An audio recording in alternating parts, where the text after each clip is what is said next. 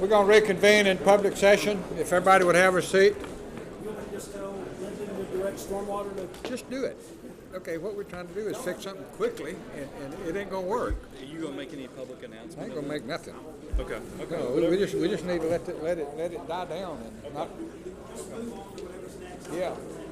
Let's just move on and give it some thought before we do something quickly. What's that? We deep enough as it is.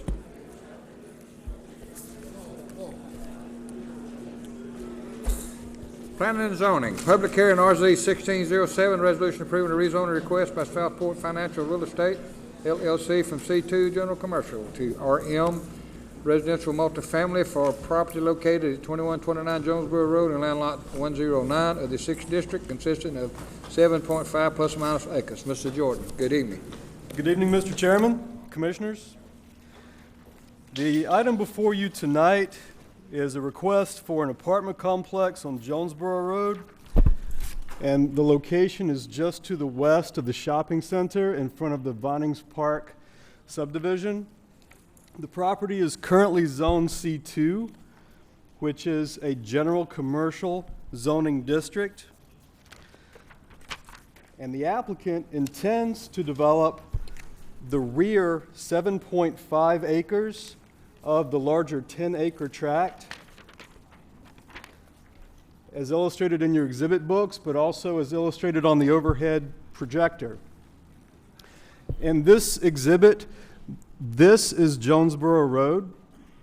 This is the shopping center in front of the Vinings Park subdivision. The front 2.5 plus or minus acres would remain C2 for future commercial development. There would be an access road proposed to be directly across Jonesboro Road from Crown Park Drive to provide access to the rear 7.5 acres, and the applicant is proposing 120 apartments. Now, these apartments, according to the applicant's letter of intent, are meant to be developed through low-income housing tax credits, and our next hearing will be the applicant's request to change the county's future land use map, which is the county's policy guide to give guidance for development, and they need to have applied for this change in order to support their request for RM, because at this time the future land use map calls for commercial and services. The county's comprehensive plan supports the idea of the provision of affordable housing in Henry County. Partly for this reason, staff has recommended approval of the applicant's request to rezone the rear 7.5 acres of the larger 10-acre tract from C2 to RM. Now, according to the applicant's application form, they're proposing 12 gross units per acre and 16 net units per acre. It's my understanding that their site plan actually shows 16 gross units per acre, and so for the record, I just want to state that if it's the pleasure of the board to approve this request, and if it's the pleasure of the board in the next hearing to approve a change in the future land use map from commercial to high-density residential between 6 and 16 dwelling units per acre, that the applicant, when they come to develop, will be limited to 16 net dwelling units per acre, unless the board chooses to limit the density with an additional zoning condition. Otherwise, the Zoning Advisory Board recommends approval of the applicant's request with 5 conditions.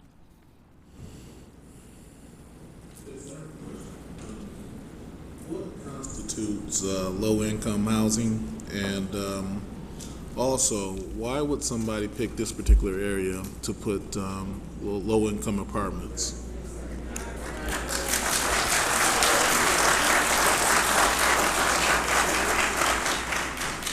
I can tell you that the program that the applicant intended to request funding through is a state. I understand that it's a state program, but we may need to ask the applicant for greater details about the program that they're interested in.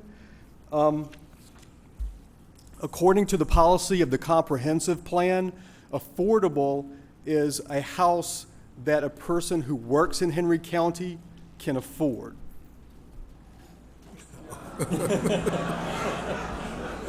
Okay, I won't touch that one.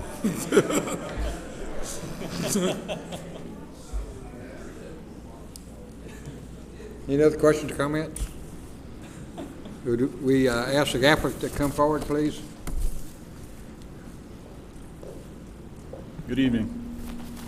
I'm PJ Hornick with Southport Development, 5403 West Gray Street, Tampa, Florida, and I'm here to speak to you tonight about Henry Garden Apartments.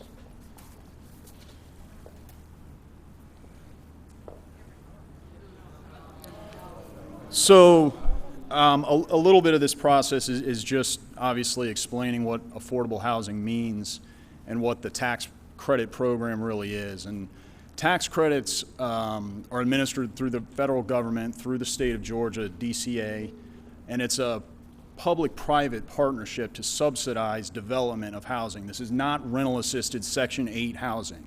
So what happens is it's a competitive process. The developers seek this funding through the state. If we're fortunate enough to win the funding, then some of the development costs are offset by tax credit subsidies through the state and through the federal government. In exchange, we keep the rents below certain levels, and what those levels are is defined as 30% of 60% of the area median income. So what that means is if you are making, in this case, somewhere between $20,000 and $45,000 a household a year, that would be the income range that we're targeting for this property. So this is not no rent, live on a voucher, or things like that. This is workforce housing. Furthermore, the program is pretty strict about the quality of the housing that's built. These are energy efficient buildings. They're garden style. They look like market rate product that you and I would be happy to live in. So if I could just speak briefly to the request, I'd like to reiterate that the zoning staff, as well as the zoning advisory board, has recommended this request for approval. We're preserving the commercial use along Jonesboro Road so that it's really the highest and best use for this lot. It's long, it's rectangular. The back area is currently zoned for 6-story office, 132,000 square feet approximately is the plan I saw. So I would argue this is actually a step down in intensity for the use of this lot. That previous plan had contemplated about 360 parking spaces versus our 240, so that gives you an idea of the sort of traffic implication of the change. Finally, and most importantly, this is about affordable housing. It's about providing a quality product in an area of opportunity. So this is an area of good school zones, low poverty, and giving folks that work in this community nearby the opportunity to live in a good area and benefit from these federal and state subsidies. So with that, I'd like to thank you for your time and be happy to answer any further questions you may have. Anybody got any questions for the applicant?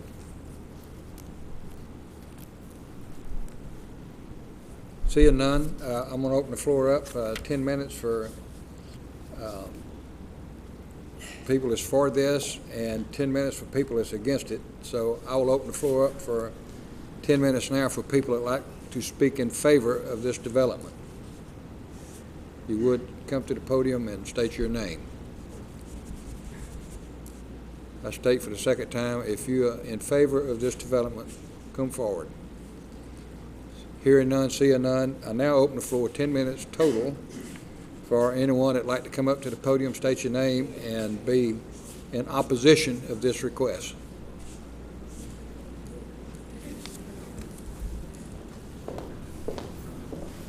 My name is Marjorie Brown. I live at 1755 Signature Court in Crystal Lake subdivision. Tonight I want to make it very clear that we speak in opposition to apartments, high-density apartments or high-density the construction being placed on at 2129 Jonesboro Road. And when I say we, I'm talking about we. There are at least 4 subdivisions, 4 HOAs that are represented here. And if y'all all would just kind of stand momentarily, so they will see how the citizens of District 2 feel about high-density apartments going on Jonesboro Road in a area that has been zoned as commercial, that we look forward to having retail establishments and office spaces and not high-density apartments, creating more traffic, more congestion, lowering our schools even further, creating crime, and being a deterrent to future retail, high-quality retail development in our area.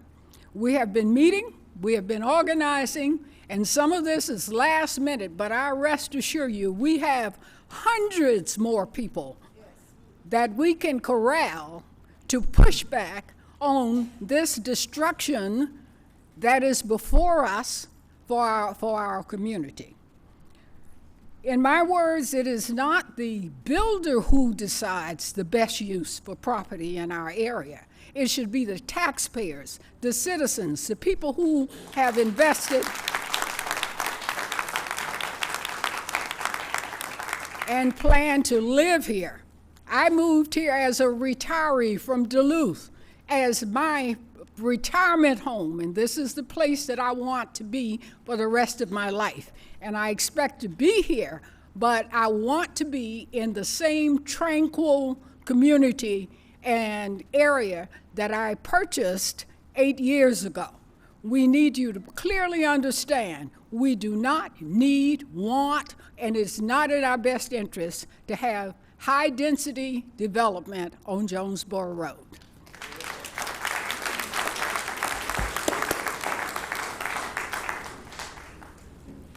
Hello, thank you for the opportunity. My name is Monica McKenzie.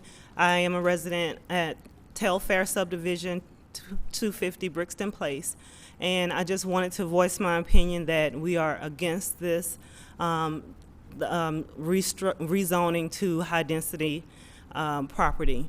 I have 2 young kids. I moved to Henry County for their safety, it's a great place for us, and I feel that rezoning to allow this would be detrimental to our property values. It would be detrimental to our school system, and most of us are against this. Thank you.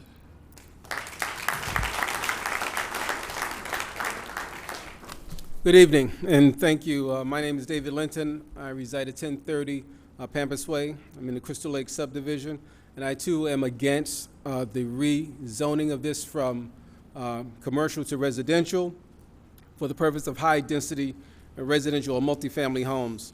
We know our county is growing, but we know we must control that growth. And there is no shortage of homes in our county. The area where they're talking about, there's robust building going on, and those of us who are homeowners who have been able to survive the downturn in the economy, and we now see that our home values are coming back up. This will do nothing to help that process. The second thing is that our infrastructure does not support additional population that particular project, and that's what it is, the projects. I've lived in many counties. This is home. I love Henry County, and it has a certain characteristic. This does not fit that characteristic, especially of the area what it's talking about. So when it comes to the infrastructure, we know what this brings. This brings an element of crime, and we already talked about how overburdened our police departments are. So we do not this does not support what we're trying to do. So we're asking that you would vote as if this would be down the street from you.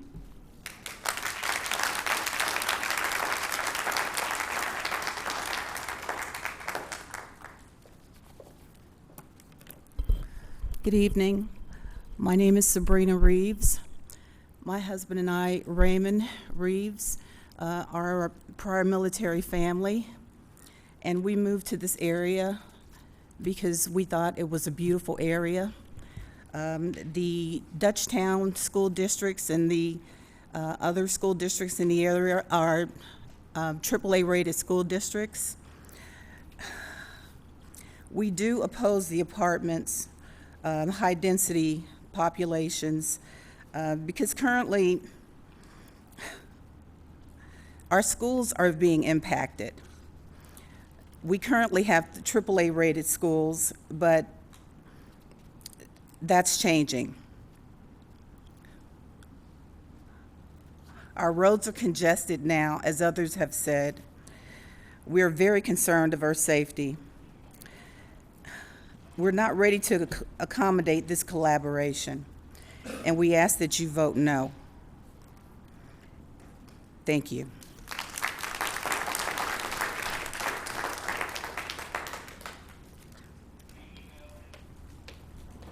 Good evening to the commissioners. My name is Cynthia Thomas, Telfair Lane, McDonough, Georgia. I'm also a veteran of the U.S. Army. I've served 24 years. I've been to combat. I'm here, and I don't want to start combat again in my own backyard.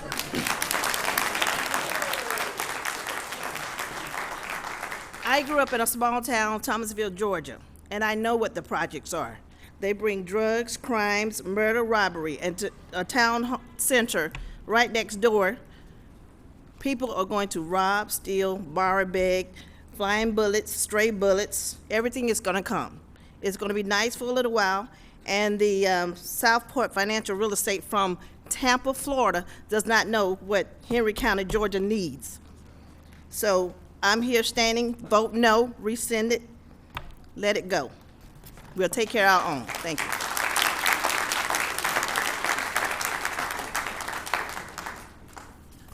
Good evening, Commissioners. Thank you for your time. My name is Joel Wilcox. I'm at 156 Luke Cove. I'm in the Holly Ridge subdivision. I didn't want to move to Henry County when I first got my house. Too far around. I'm from the city, so I know what that is. Everyone in this room knows what that is. I moved from that. That is right down the street from my house. I didn't bring my kids down here to live that way. I love development. I love progress. I love this county. That's why I said, I came down, I didn't want to be here. And I said, this is a beautiful place. The police officers, they care. My son, young man, big, tall man, never had a problem. They can't say it in any other county. I can say that in this county. The school districts, top notch.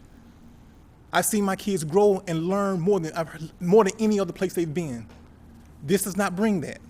This does not show progress. This is not the face of Henry County. Thank you.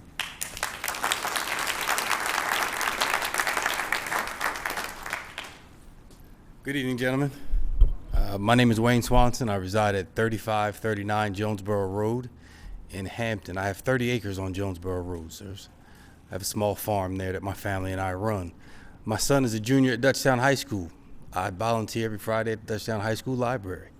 I see the impact of students coming from other places that may not be as considered as others. Also grew up in New Jersey and spent most of my time in Atlanta in the Decatur area. I'll state again, that's not apartment living, that's project. Being the owner of 32 acres and buying decisively in this area because of the population and because of the potential to live the American dream. And one day if I want to retire and sell it or give it to my children, I can. That property value is going to go down drastically if we put that in. So being selfish, I'd say no. I just ask that you think the same way we are thinking and vote no. Thank you.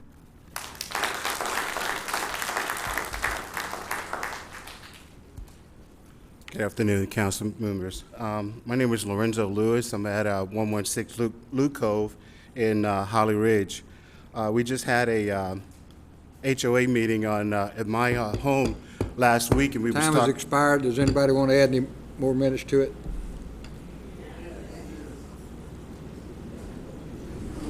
we don't have a problem adding minutes. I will remind everybody, we have another public hearing for the other item too. So everybody will also have an opportunity to speak during that one, but we can extend it. How long were you thinking, Chairman? I would say 3 minutes. 3 minutes. Sounds Okay, we've been spending 3 Okay, I'm gonna minutes. make No it quick objection. so other guys can come up and talk also. You just voted on a price or a salary increase for your policemen. If you put this in here, they're gonna earn it because there's gonna be crime coming up, as my fellow guys have talked about. We have people that walk in our communities in the evening time. They're gonna be quite reluctant to not go out and start walking around, just like they're gonna stop walking around just like they do in the evening times after work. It's just safety matters that we're concerned with right now. I have no problem with the deer, the foxes, and the squirrels that run around in my backyard, but I do have a problem with this. Thank you very much. My name is Sean Grimsley. I live at 125 Avondale Drive, Crown Manor. I used to live in Telfair at 221 Brixton. I got email about this probably at about 1 o'clock, and we at Crown Manor, we didn't know this was coming. It would probably been we would have had a bigger show out. And I'm sure y'all can see by all these people standing up to speak about this, this is not what we want in our community at all. And I appreciate you guys consider this as if it was building next to your house. Thank you. Thank you for your time. Edward Tony, 894 Upper Woolsey Road. I just want to remind you fellows that this piece of property came up years ago and we were sued over it becoming commercial property. I just want to remind y'all that took place. The other developer that left because he could not get the zoning changed, and I think it should stay as the way it is. We were sued over it, and I think it should remain the same. Thank you.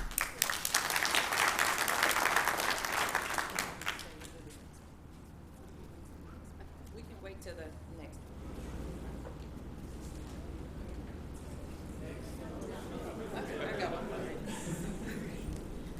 My name is Kimberly Johnson. I stay at 225 Brixton Place in the Telfair community, and we are against the addition of the Henry Garden Apartments.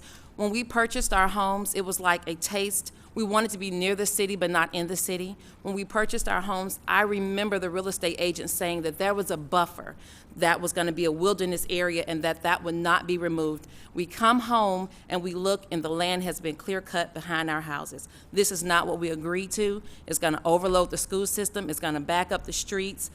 And to dump hundreds of people, because if 2 or 3 people move in each apartment, that's 200 or 300 people that you're going to dump in our community, and that's not what we signed up for.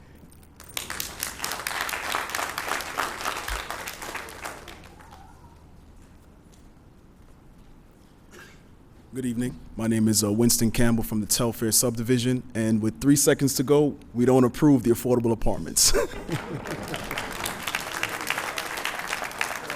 Please come forward.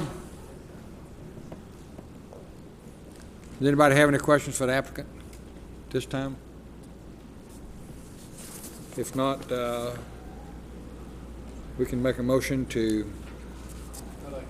You have a motion? I'd like to make a few comments before I make a Okay. motion. I yield the floor to District 2. First, I've got to tell you, we set up, we're here to serve, and you guys, we've received a ton of feedback on this. I mean, everybody up here has received significant emails, concerns. So you guys, the citizens, there's a flow chart, a hierarchy chart that was put up there earlier tonight, and it had the citizens at the top. And that's a true statement, and you guys have shown up and kind of let your voices be known. I can tell you that serving with all these gentlemen up here, that we look at our land as our children, really, that you hope that it grows into something that has the best potential, the best opportunity for what it can become. And one thing that troubled me that we all laughed about a little bit is that this qualified for a credit for low income because it's what people who live in Henry County can afford.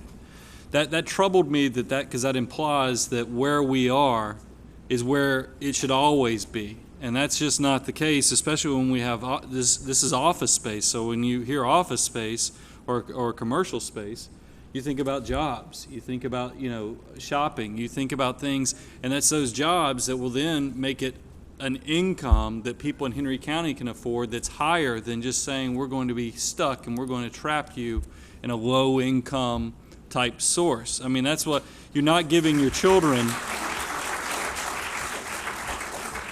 And then the other side that bothers me about apartments in general is that I served on the school board for close to 8 years, and I'll tell you one of the things, if you want to devastate a school system, besides just overloading a school system, create a very transient population within that school system. And unfortunately, just by the sheer nature of the way apartments are with short-term leases and other things, you don't have people come in to set roots. It's hard on the children, it's hard on the teachers, it's hard on the other students when you have a transient population that comes in and is coming in and leaving and they don't set roots.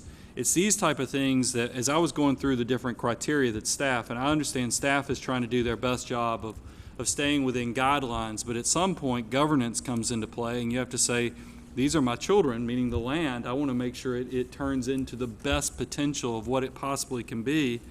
And this is not it, because we have seen, I mean, I can personally tell you, as well as I know some other people in the room that live in areas near me, that we had apartments that went in the area, and it only takes one bad apple in that apartment complex to go in and rob the cars in everybody's driveway, that break in. And then we had, I can tell you over there on 42, there was an attendant that was shot at the at one of the gas stations.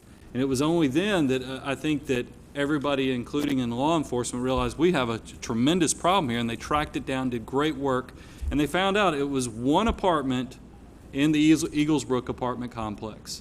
That it wasn't even the person that was on the lease. It was somebody living with a boyfriend and the friends that were going around, and I guess they wanted a short commute, so they were robbing right outside of the apartment complex. And that type of stuff truly troubles me, and I think that's why you guys have done a great job, but we're going to do our job now too, and I'm going to make a motion that we deny this rezoning.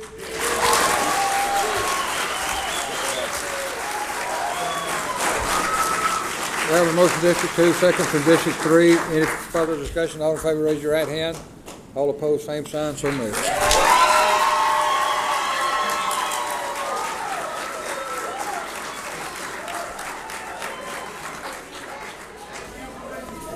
Public hearing, Comp. Amp 16-01, resolution approving a comprehensive plan amendment request by South Point Financial Real Estate LLC from commercial to high-density residential for a property located at 2129 Jonesboro Road in land lot 109 of the 6th District, consisting of 7.5 acres. Yes, sir. Good evening again, Mr. Chairman, Commissioners. The item before you is the same property. It's located in this area along Jonesboro Road between Mill and Chambers. This is also a public hearing, so we can take public comment.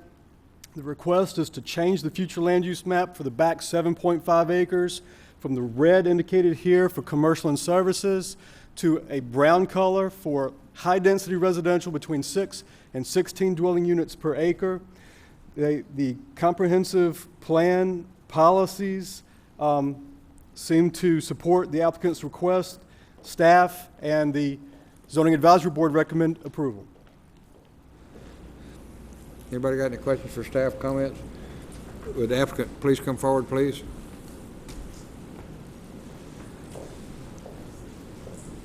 State your case, please.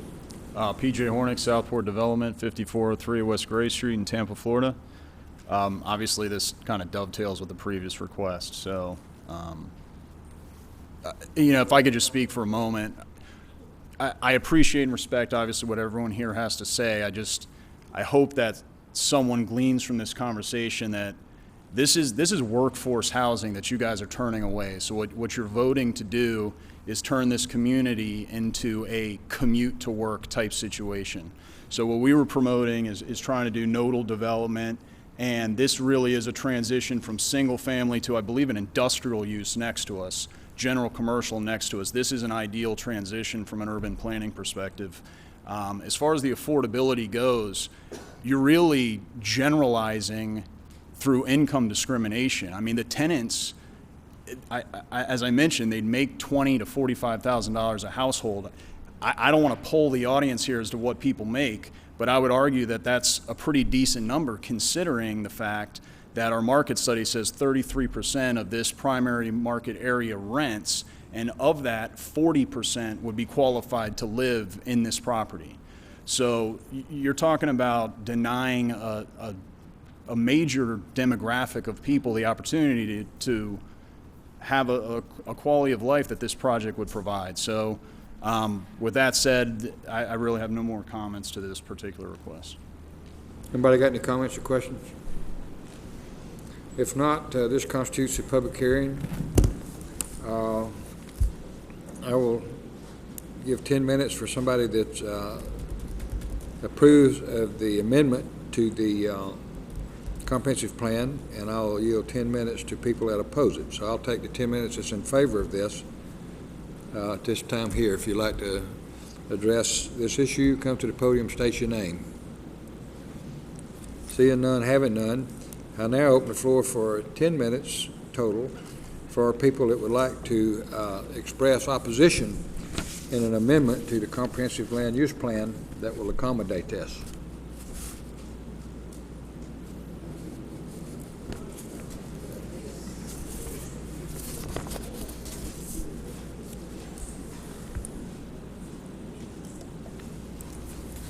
How you doing? Thank you for your time.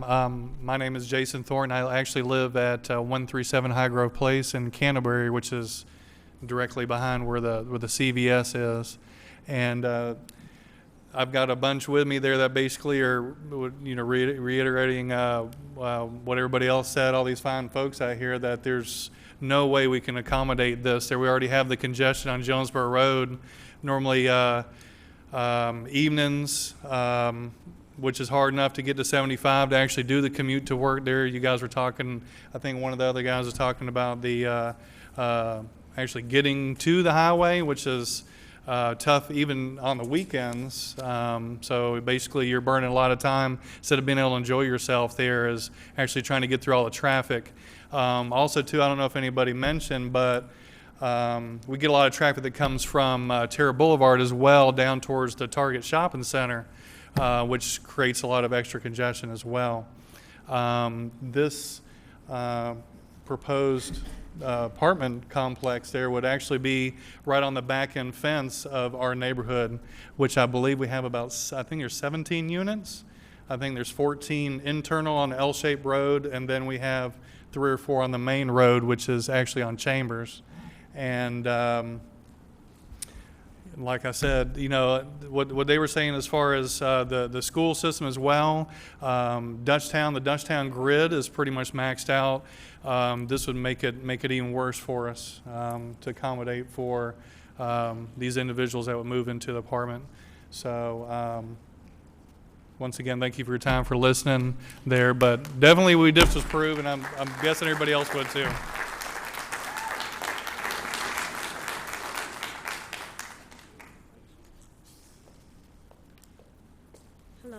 My name is Jerisha McDonald, and I live in Vinings Park.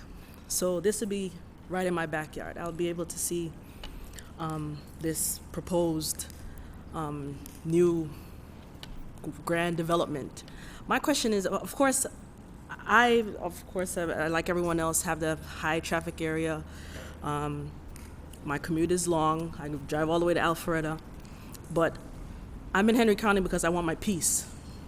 We moved from New York, and I know exactly what this brings. And it's not what I moved here for. I have my 2 daughters, and I'd like them to go to Dutchtown and be comfortable. And another question is, why don't they bring something like Mandalay Villas? Why a high-density, low-income apartment complex? Thank you for your time.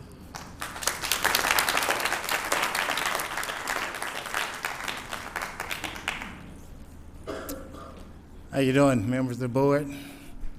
My name is Raymond Reeves. I live at Hollywood Ridge. I'm a retired Marine First Sergeant. I have 21 years.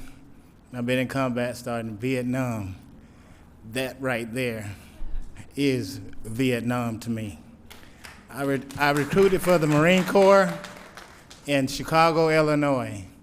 I recruited out of Art Gale Gardens, Robert Taylor Homes, and Cabrini Greens. That's what that is to me. I brought my grandchildren down here. I have a beautiful granddaughter, 2 of them, and a grandson that goes to the Dutchtown School District. I do not want to expose them to this. And if you would please vote this thing down, I would greatly appreciate it. Thank you.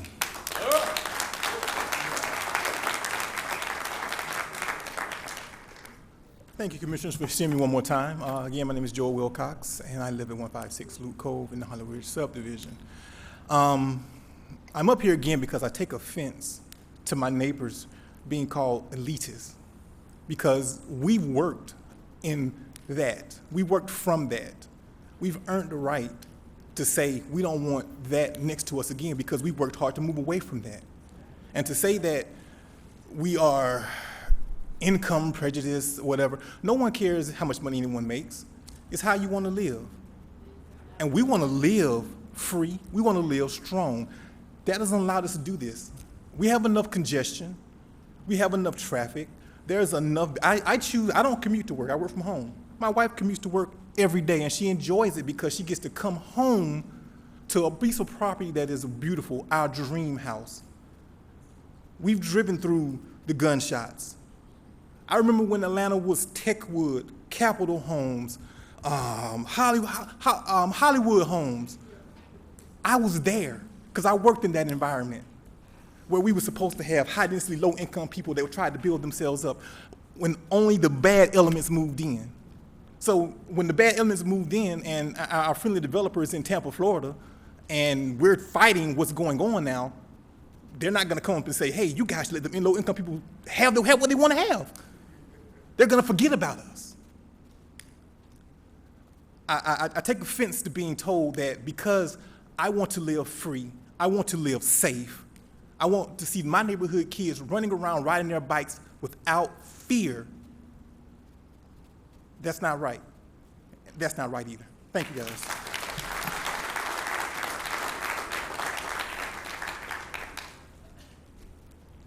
I just want to share my story really quickly. I don't live in that area. However, I'm a voice for my mother who has Alzheimer's. I moved my mother out of an area with country living. She lived with Alzheimer's by herself for 2 years. I had to fight her, literally fight her, to move her out of her home into an area where she can still feel comfortable and still feel like she was at home. On that street, there's a personal care home called Good Faith Personal Care, where there's 4 residents who live there who live with dementia, Alzheimer's, and other disabilities. My mother feels safe there. I feel safe that my mother is there now. And to put an apartment complex there where there's a change for them is detrimental for their health mentally. The safety, as everyone else said, also for their health.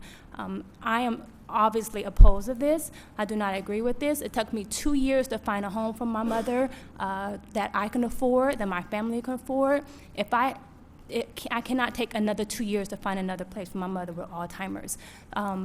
Not to mention that the other residents in that house would never have a place to try to find a place for them where they can feel safe and feel at home. If you guys know anything about Alzheimer's and dementia, to change their environment could be detrimental to their health, and I just don't agree with that.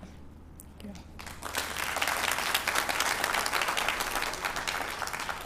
Good evening, Commissioners. My name is Angie Collins. I reside in Crystal Lake at 747 Peninsula Overlook, and I am actually a native Atlantan, and I have seen what can happen to a community when you allow a certain element to move in.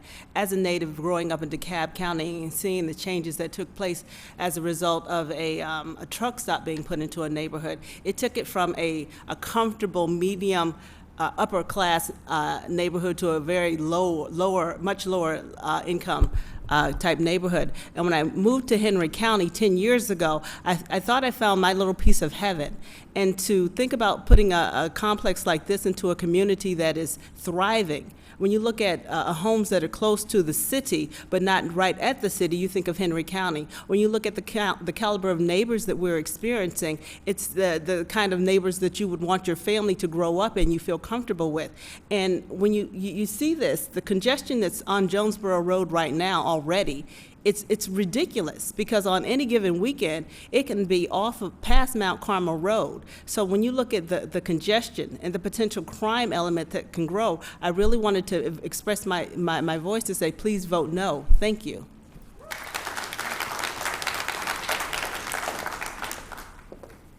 I think we want to end the way we began.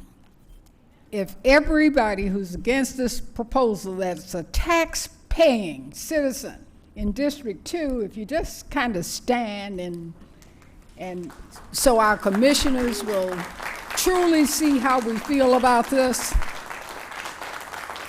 Sometimes I think District 2 may have been getting a bad rap, but we need to understand that we are tax-paying, family-loving, hard-working, community-caring citizens in District 2. And we urge you to vote down, to disapprove this proposal for putting high-density development at 2129 Jonesboro Road. And thank you so much for your time. That concludes the public hearing portion. Will the applicant please come forward, please? Anybody have any questions for the applicant? Do you have any more comments you'd like to make, sir? No, sir. Okay, having said that, does somebody want to move, to make a motion to do whatever? Move to deny the conference. We have a motion for District 2 to deny, have a second District 4. Any further discussion? All in favor, raise your right hand. All opposed, same sign, so moved. Thank you so much.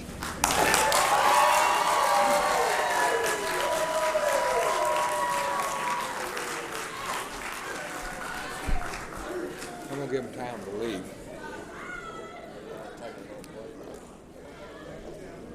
I'm gonna yield another 5-minute break for those that would like to leave, the time to leave. 5 minutes.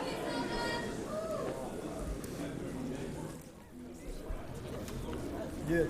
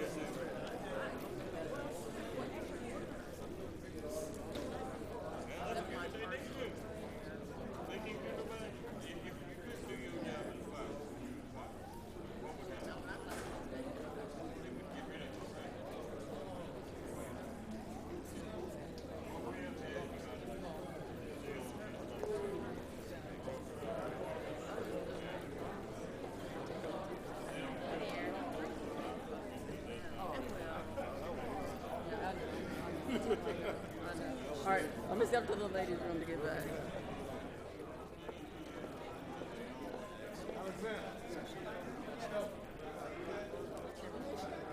Thank you for setting the stage for us.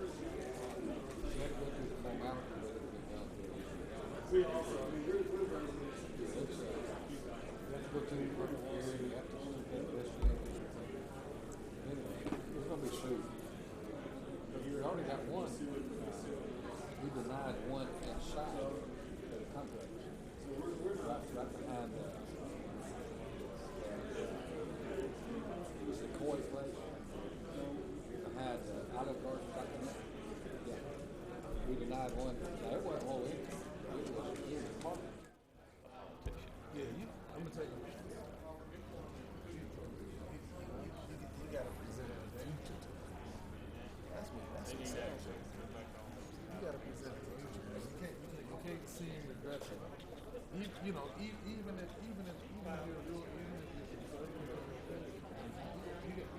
show them the bright sky. That's how you We're now reconvening in public session.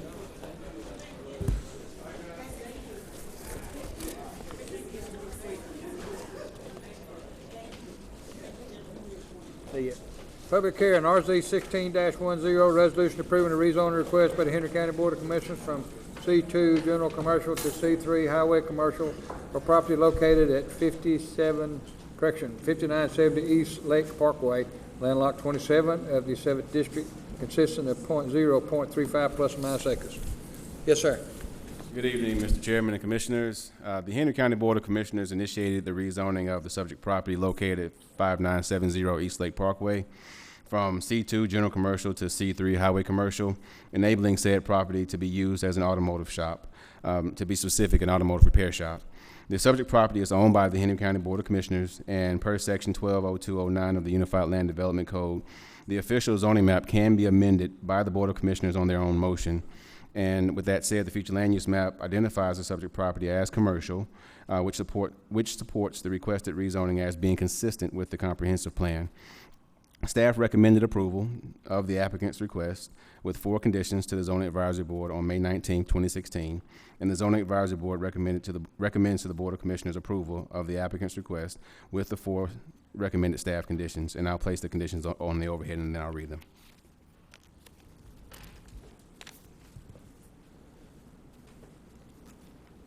Condition number 1, all future development plans shall be submitted and reviewed for approval by Henry County.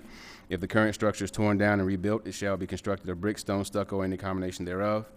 Condition number 2, any change or modification to any existing signage shall require and be subject to a new permit review process. Condition number 3, dumpsters shall be placed on a concrete pad. And condition number 4, any exterior lighting shall require that all lighting be of moderate brightness and consist of downcast lighting. I'd be happy to answer any questions you have.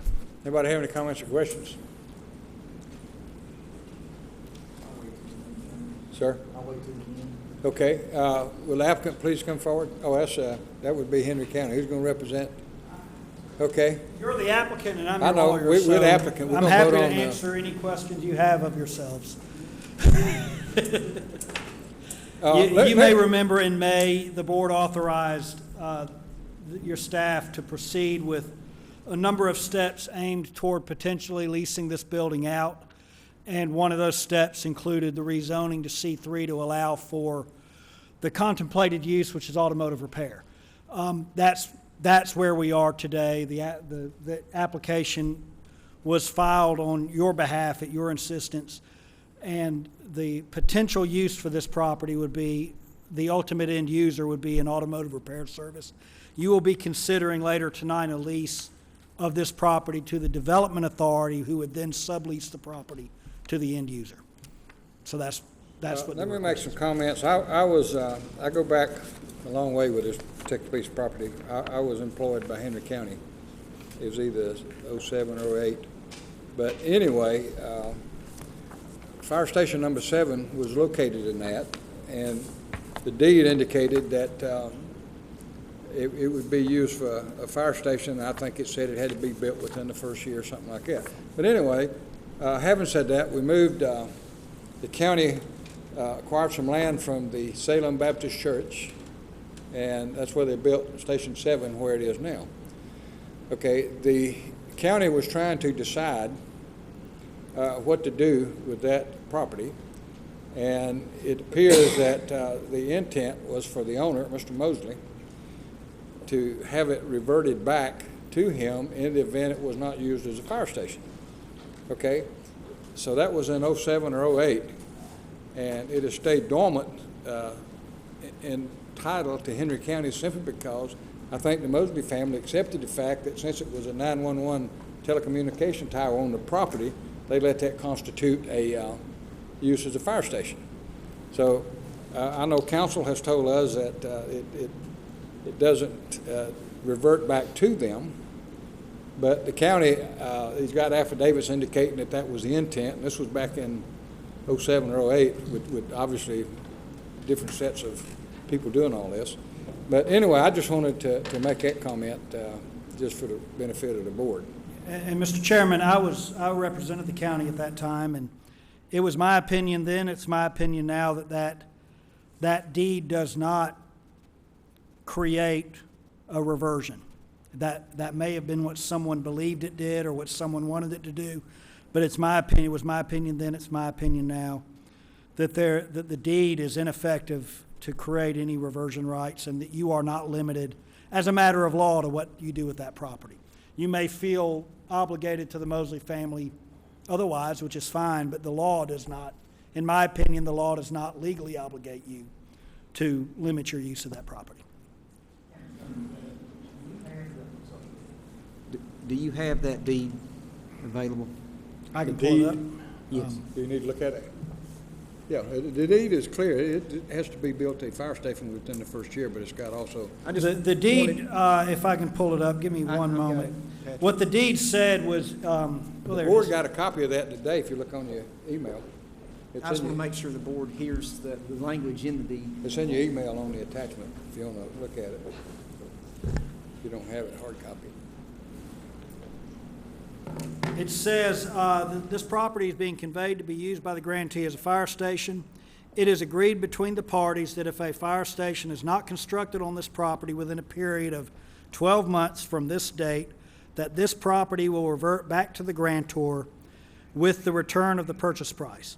That deed was dated 1976. The deed's actually not dated, but it was recorded on October 12th, 1976. I honestly don't know if the fire station was built within a year or not, but you've got a 40-year-old deed restriction. If it wasn't built within a year, it's too late to revert title on that basis. And there is no provision in the deed that calls for a reversion of title if it ceases to be used for any purpose.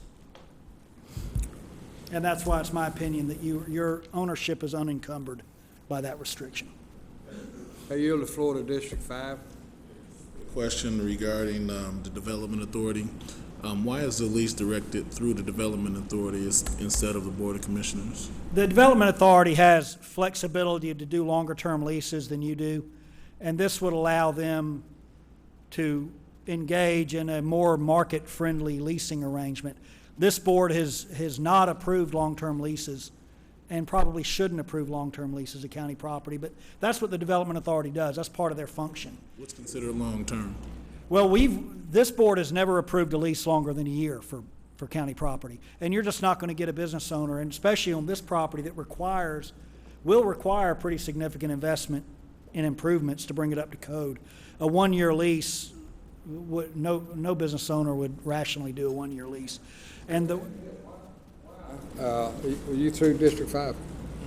I'm sorry, was you finished? I'm going to yield the floor back to me. What do we have in mind for Charlotte, C3? I'm sorry? What do we have in mind? It's C2 now. It's C2 now. The end user, the user that has approached Commissioner Prince proposes an automotive repair service. What if we have somebody that wants to put something else in there that we're going to bid this out, right? We're going to lease it to the Development Authority and let them handle it. I mean, we're going to lease it to the Development Authority, let them run with it. Unless if the board votes to bid it out, we can certainly instruct the Development Authority to bid it out. But that's not the proposal that's brought to you today. I know we had several people that made an inquiry to use that, and it sounds like maybe we've got somebody exclusively we programming this for. Well, you can until you vote on it, nothing happens. Is that the case? Development Authority is who we're exclusively leasing this to.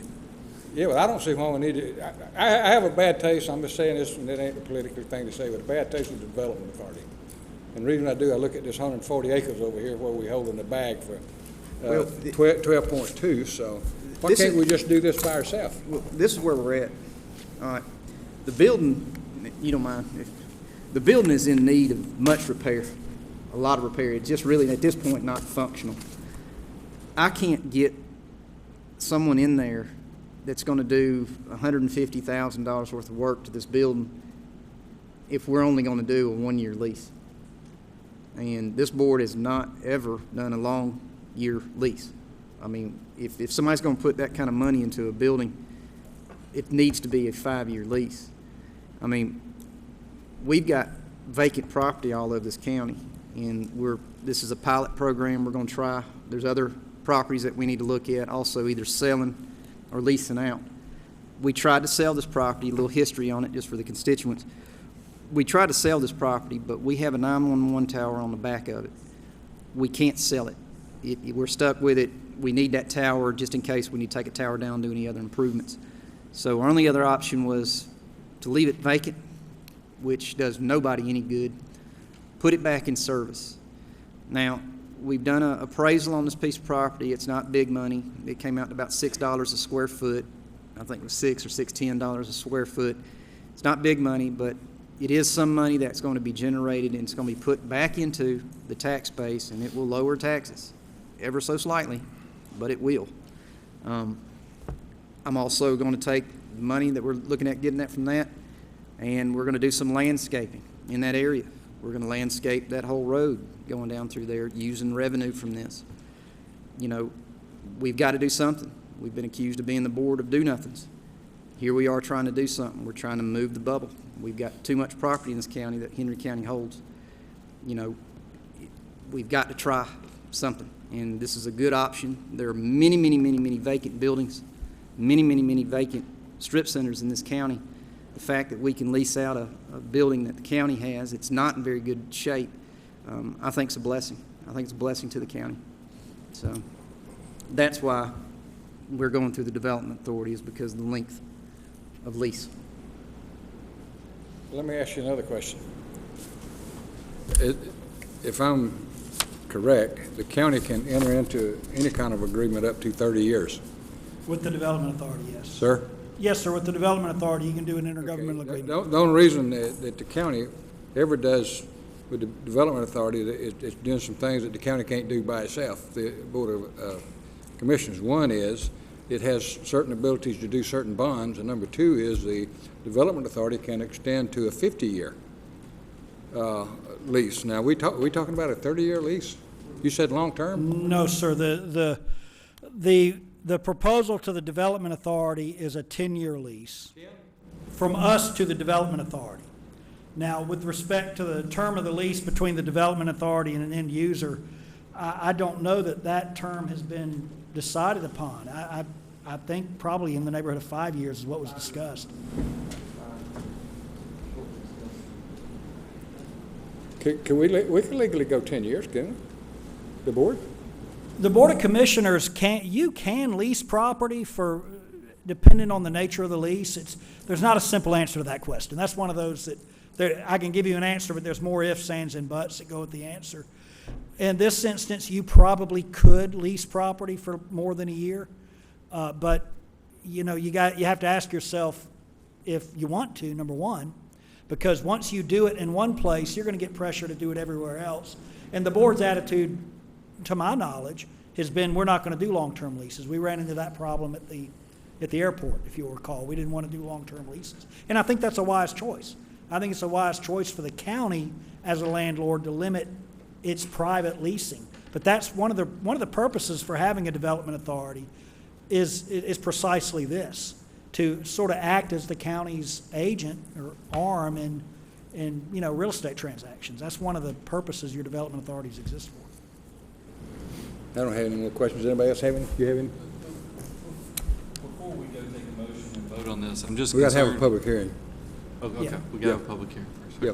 I'll save my I thought you comments. would. Thank you. Thank And you. you're just voting on the zoning right now. You'll consider whether or not to approve a lease a little while later. So what you're doing, all you're voting on now is C2 to C3. I think they need to be hand in hand, the lease and the zoning. I mean, that's. Well, they certainly go together. They should be. They're Yeah. just separated on the agenda. If you want to move it Okay. up on the agenda, you can move it up on the agenda. That's up to you. With $1,000 a month. That was what the appraisal was for. We hired out an appraisal.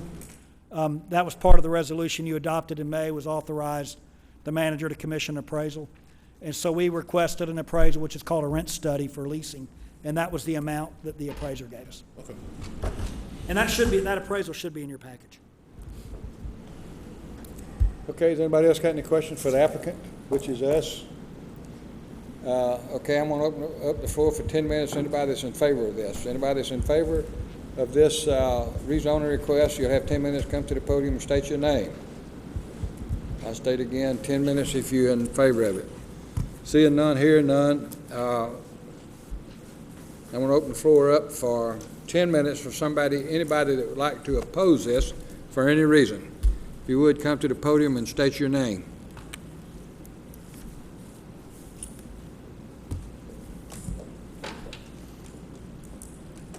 Ed Tony, 894 Upper Woolsey Road. I think that we should lease it ourselves. I don't think we should turn it over to the Development Authority. Long-term leases are common, as we know, at the airport. To get somebody to build a hangar on the airport, you're going to have to offer them a 30-year lease or something like that. You're not going to get people to do that. So with that said, we should start entering into long-term leases on special areas, and this may be one of those. Thank you.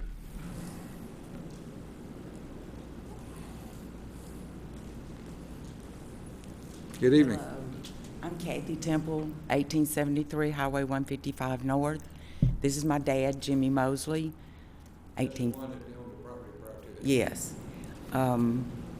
Just a little background. Daddy's a little hard of hearing, so I'm the CNI dog tonight. So if you could speak up, it would really help him. Mother and Daddy bought this property in 1954. There was nothing. There wasn't even running water in our home. So it's not that we are elitist or that we're trying to be selfish. Just want what's black and white, right's right, wrong's wrong. You can speak. Could you get the microphone closer where I can hear? Because I got that same problem your father has. There's affidavits that accompany the deed. Okay.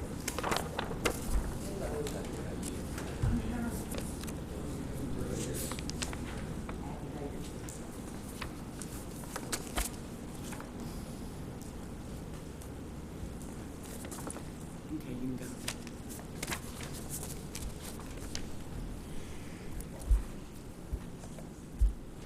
It won't take me long. If you look right here, you see that was granted for a fire station. I have no objection for what it's being used for now, communication tower and a storage building. But if it's going to be leased out or rented to an auto repair shop, I think there's something wrong. I'd like for you people to look at it and do what you think is right. I know what the lawyers will say, because 9/10 of possession makes up the law. But look at that and do what you think is right.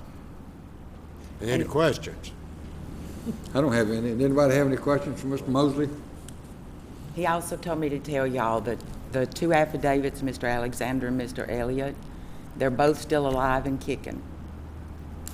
So if you would have any questions. Yes, ma'am. That's great. Thank you. Anybody else like to Thank you. speak in opposition? Thank you, Mr. Mosley. I say again, everybody like to be heard in opposition. Seeing none, hearing none, I declare that the public hearing portion has been met, and I leave it at the pleasure of anybody, if the applicant would come back forward, which is parliamentary procedure for the applicant to come forward. And does anybody have any questions or comments to the applicant, or does anybody have any questions or comment? I yield the floor to District 4. County Attorney, would you explain the affidavits to the board, please? As I recall, the affidavits, they're from 2 or maybe 3 individuals that were associated with the transaction back in the 70s who all say it was the intent. It was their recollection that the intent of the deed was to provide a reversion in the event the property ceased to be used as a fire station. That's what my understanding each one of those affidavits are. And I'm aware of those affidavits. It doesn't change my legal opinion. Now, again, if you feel that, notwithstanding my legal opinion, that you want to respect that, that's perfectly okay. It's your property. But it's my legal opinion that that reversion does not apply any longer. You through District 4? I yield for District 2. Chairman, you brought this up in the past, the history. I mean, I want to, and maybe I should know this from some of this, but how was the property taken from the Mosleys? It was a voluntary sale. It was a voluntary sale. It was not a condemnation or anything. That's right. But part of it was, if it's not used, they'd like to have access. That's what the affidavits. Well, that's what those affidavits indicate, and I have no reason to doubt what those affidavits. I've not done any independent research and interviewed anybody from the 70s. So you haven't looked at these? No, I've looked at that, but I haven't done anything outside of that. But my opinion is the language of those deeds, notwithstanding the affidavits, the language of the deed is not legally sufficient to create an enforceable reversion. It's a sort of the cold legal analysis may differ from your perception of what's right or wrong, but my opinion is that the cold legal analysis did not create the deeds, were not drawn sufficiently to create a reversion. Well, let me share this with you. We've had about 3 boards that went through this same issue. The property has never changed, and simply, whether it's legally right or wrong, the previous boards honored the intent, and since it was minute, they never changed it. They never pursued it. So whether it's right or wrong or legally or not, I'm just telling you that based on my history of it, that the previous board, there was about 3 of them that got involved in this back to 07, 03. It was, they just never changed it because they didn't want the contest, so to speak. But anyway. It originally came up, Mr. Chairman, my recollection is in 2006 or 2007, and we corresponded with an attorney. I don't remember who it was. He was in Conyers and then I think at some point when it became evident that the county was not going to make any other use of that building, and the whole thing just sort of died away. So there was never a legal conclusion. There was never a legal conclusion. No. You want to approach a bench, ma'am?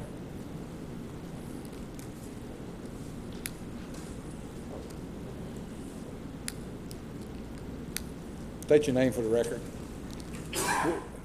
We do that because she's taking notes. Kathy Temple, again. We have no problem with the county using the property or having income off the property. You're right, it does lower taxes. You can beautify, you can do whatever. We have no problem with that. When Mother and Daddy did that, the whole county pitched in. People donated cabinets, everything. I believe the county paid for the building itself. It was a community thing, and all the men were volunteer firemen. We don't do that anymore. Right's right, wrong's wrong. That's it as far as I'm concerned. It's a whole different generation now, a whole different era, but I hope we haven't lost that. We have no problem with the county using it, but it doesn't belong to the county. Sorry. Thank you. Anybody else have any questions or comments? Yes. Clarification real quick on, I'm sorry. Just I don't like to do this. I sound like Katharine Hepburn. It makes me really nervous. Well, okay. We're your friends up here. So, I remember when this fire station was built. I've been there a long time. When you say you don't mind the county using it, what I'm trying to do, my district, I live in Kellytown. Been there a long time. Love Kellytown. Somebody in Kellytown did the same thing. Donated land for a fire station. That's right. And I've just got this empty building. And I'm trying to do something with it. And I understand where you're at, and I'm a surveyor. I deal with reversion clause. I know the laws just like the attorney. I know law. Mm-hmm. Sometimes heart a whole lot better than law, though.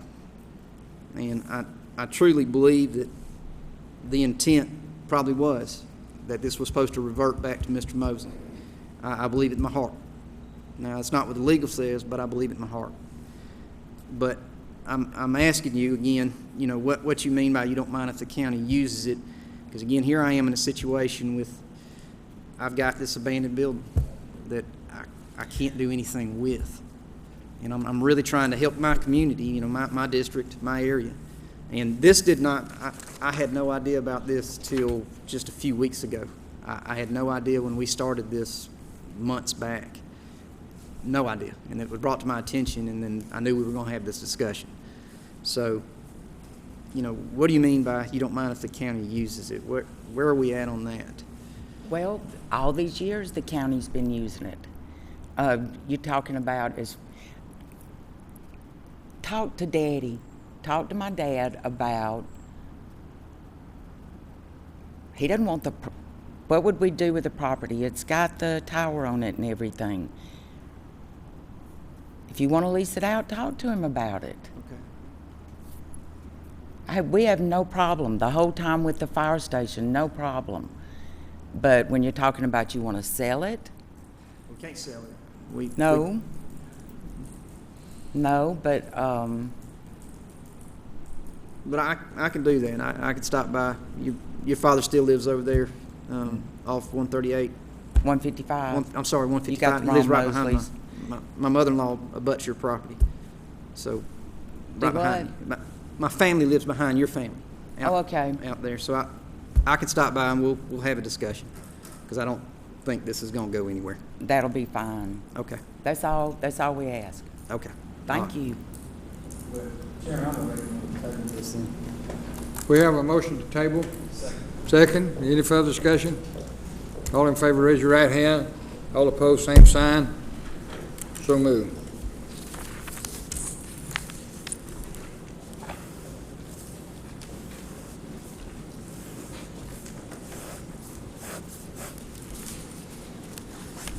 Public hearing RZ 1609, resolution approving a rezoning request by Harpen Enterprise Incorporated from RA agricultural to C2 general commercial for property located at 58 East Lake Road in landlocked 2707 district consisting of 4.582 acres plus or minus.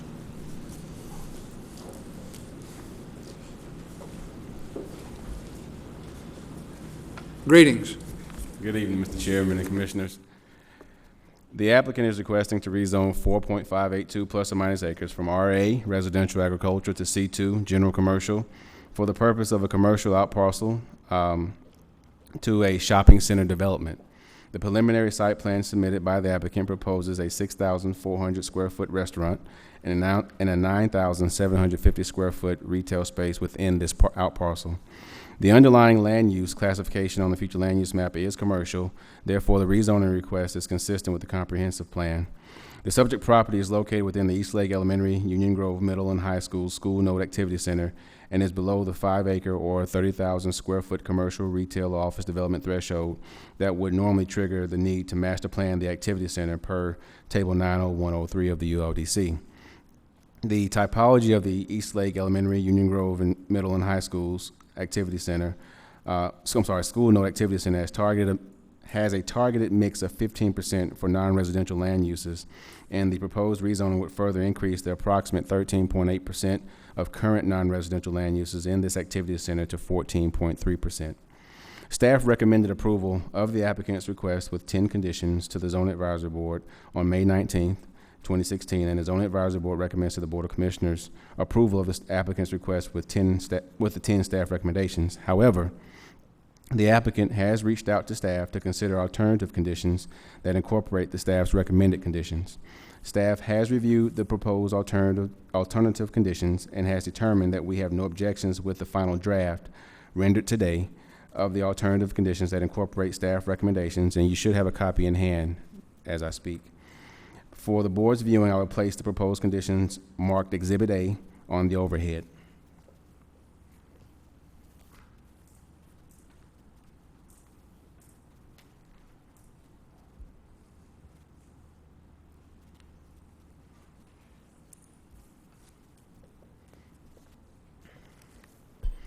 If the board so chooses to approve the alternative conditions, the respective resolution will be amended to reflect said conditions. At this time, I'll be happy to answer any questions you may have.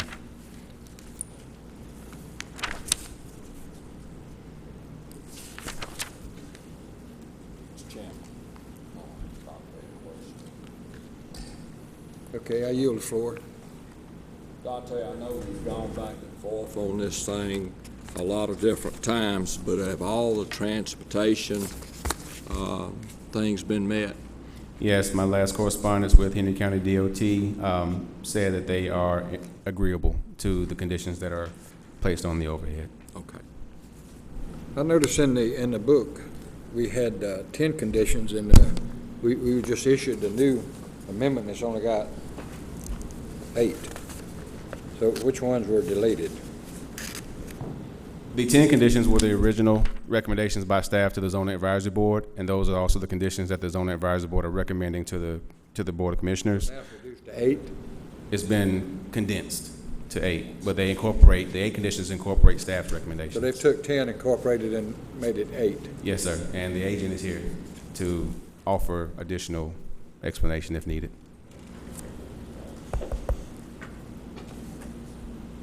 Anybody got any questions for the staff? You got any more comments?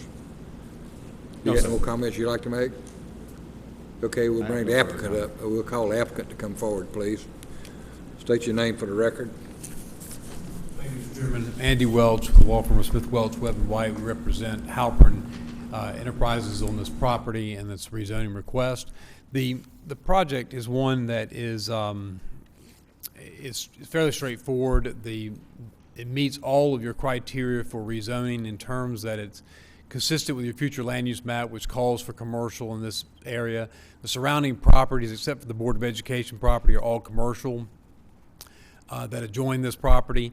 The future land, like the zoning request met the staff's requirements as we move forward. It meets the utility requirements of the future zoning ordinance for this property. The Zoning Advisory Board has recommended approval of the request to rezone to C2, and the chairman is correct in his statement that there were 10 staff conditions. What we did was working prior to the Zoning Advisory Board meeting and then through that process and then on with staff, we have taken those same conditions, consolidated some of them that deal with certain preservation areas. Oftentimes, staff recommends that certain area from the center line of the road is preserved for future right-of-way acquisition. So what we've done is we try to consolidate that issue into one condition. That's condition 5. We also dealt with the issue of curb cuts and staff wanting to reflect that future development there may be a divided highway through this area, and they wanted that reflected in the conditions, which is reflected in condition 6. In addition to that, condition 7 consolidated some areas concerning the access off of Eastlake Road. So we just consolidated those conditions into condition 7 and made some revisions to that as well.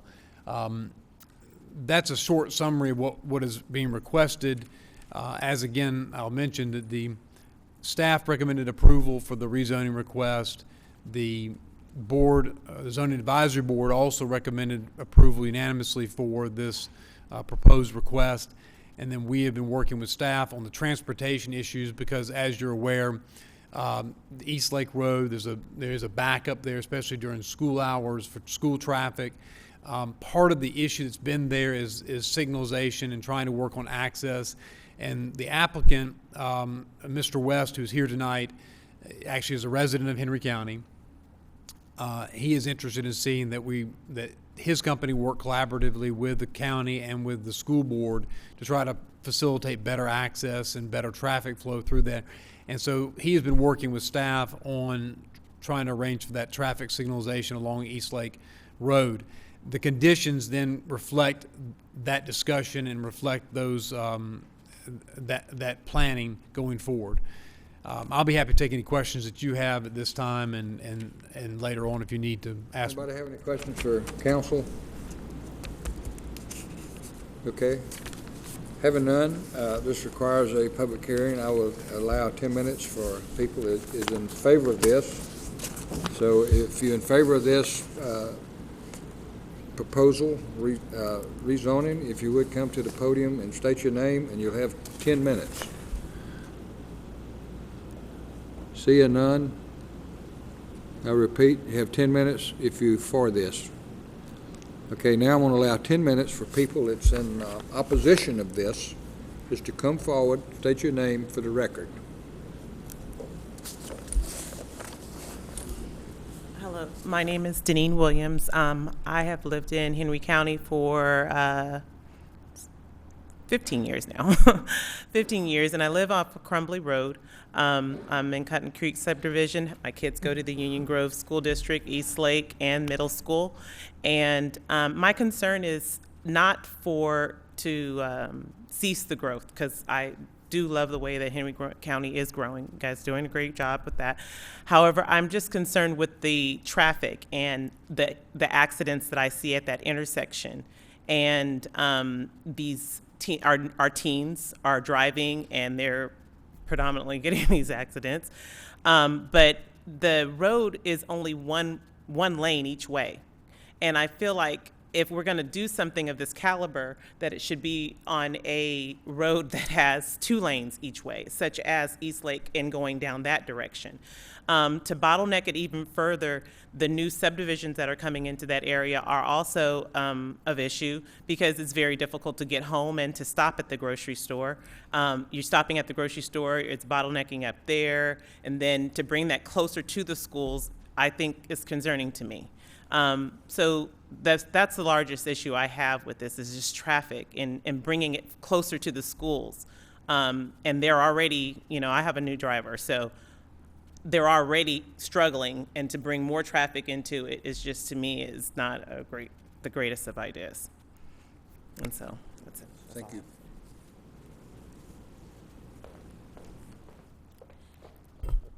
Good evening. My name is Michelle Phillips. I reside in Eastlake Estates. I've been an educator in Henry County schools for the last 13 years, but today I'm here as a parent for my kids. I have one daughter at Eastlake Elementary. I have another daughter at Union Grove Middle. Like Janine said, I am not opposed to everything that's going on in the county to build it up. However, if you are on Eastlake Road in the mornings, it should take approximately 2 minutes to get from my home to the elementary school. However, in reality, we can sit in traffic on Eastlake Road 15 minutes for a 2-minute drive to get to the elementary school. To the middle school, it can take you up to 7 minutes to do that. We do have people who are there directing traffic, but in addition to that, then you get onto 155, Highway 155. There's a backup from Eastlake Road and 155 past Campground Road going down for those students who have to come to school. This leads into truancy for the students, and we all know that once we have truancy, then parents get involved and the courts want to get involved, whereas it's not necessarily their fault. If they're leaving home in time to get their kids there, but there is a backup, then that's not their fault. With this addition, we're going to have on Eastlake Road, it is very difficult to imagine how they're going to have an inlet for this building coming onto Eastlake Road, and then even if you do have the turn lane onto from 155 into this, it is just going to be horrendous as far as the traffic is concerned. As far as the infrastructure, maintaining the green space, if you want to do something with the land that's there, why not develop it for the community that's there? We have the churches, we have several subdivisions that's there. We will use that area if you develop it into some sort of green space for us. We currently have the Dunkin' Donuts on that corner as well as the gas station. It is difficult to make a left turn coming out of the Dunkin' Donuts. We have had several accidents there, several accidents across from the Dunkin' Donuts as well as the Shane's restaurant caused by this.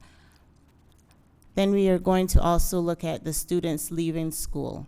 They've had problems with them leaving. They're not supposed to leave during the day, but if we have an area in which it accommodates them leaving, then this is going to be another issue where parents are going to say, well, I thought my child was at school. And we'll get the robocall saying, well, your child checked out of school, but the child just decided that they wanted to leave to have lunch somewhere. And I just think that it's going to be a disturbance during the school day for the students and teachers and everyone else concerned. I think those are my points. Thank you very much for your consideration.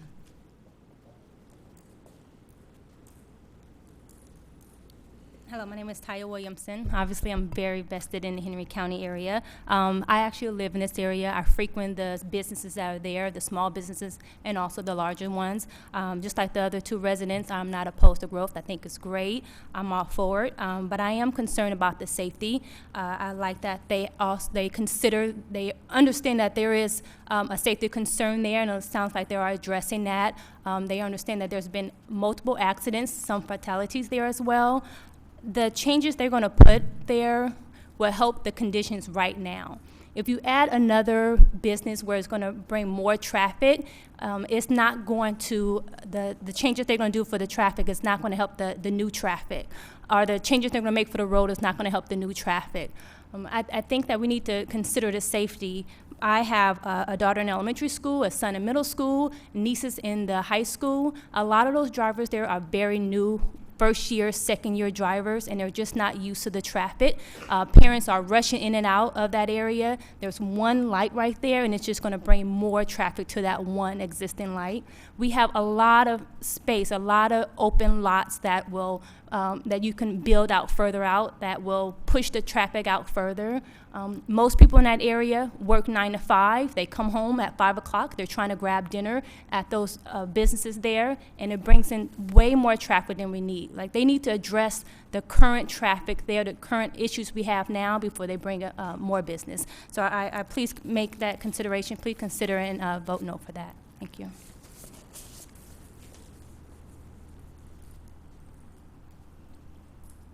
I'm Nancy Miller, and I live on East Knight Road, which is between Elliott Road and East Lake Road.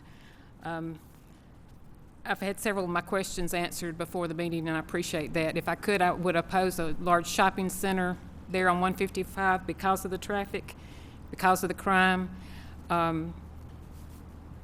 My concern now is the notification of the signs posted for the rezoning are very small, and it's hard to read. It's a busy intersection, so I think some of the community is not aware of the rezoning and what was going on. My neighbors that I've asked about, they didn't know about it, or they saw the sign, they couldn't read it, and some of them circled around several times to try and read the sign. So, in other words, on Elliott Road, when they talked about redoing the bridge, they've put up the big digital signs. When they talked about the roundabout on East Lake Road, they put up the large digital signs. I think that would help relay the information to the community a little better than these small signs, which were probably built or made for the two-lane highways. Again, the concern is for the traffic on East Lake Road, which is already almost overbearing. We've got 4 single-lane roads around this area within a mile radius of this that are just about enough for one car, sometimes 2 if you do it right, to pass. Elliott Road is one of the Elliott roads is supposed to have been widened for a couple of years and hasn't been done, so the increase in the traffic on these side roads would be bad. I think the increase in the traffic on East Lake Road would be bad and dangerous. I think that they should consider this before passing, and maybe consider delaying the vote until more of the community around there has been notified, because, like I say, a lot of the residents weren't aware of the meeting tonight and the rezoning. I'm opposed to the large shopping center, but I'm not opposed to the small businesses. I support the small businesses in the area, but I think it would be dangerous to have the intersection there on East Lake Road, to come out there on East Lake Road. Thank you. Anybody else like to be heard? Anybody else like to be heard? If not, I want to declare that the public hearing portion has been met, and I would like for Dante to, if you would be so kind as to point out for me and others as to how we're going to address the traffic problem. I think you got some traffic lights. We have David Simmons from Henry County DOT here. And, sir? I want clarification so that everybody understands what we're doing here today. Would you highlight or scratch out what we're rezoning today? Because we're not rezoning you see the big box, the dark box? The dark box is what we're rezoning, right? We're not rezoning the shopping center. That's been zoned a long time ago. We're just doing Which actual part are we actually zoning? Scratch it. Put an X on it. Okay, we zoning. We're not That's rezoning. what I thought we were zoning. We're not rezoning the. No, Yeah. I wasn't confused on that. I'm just confused about how we're going to address the traffic. David Simmons from Henry County DOT is here to answer your traffic questions.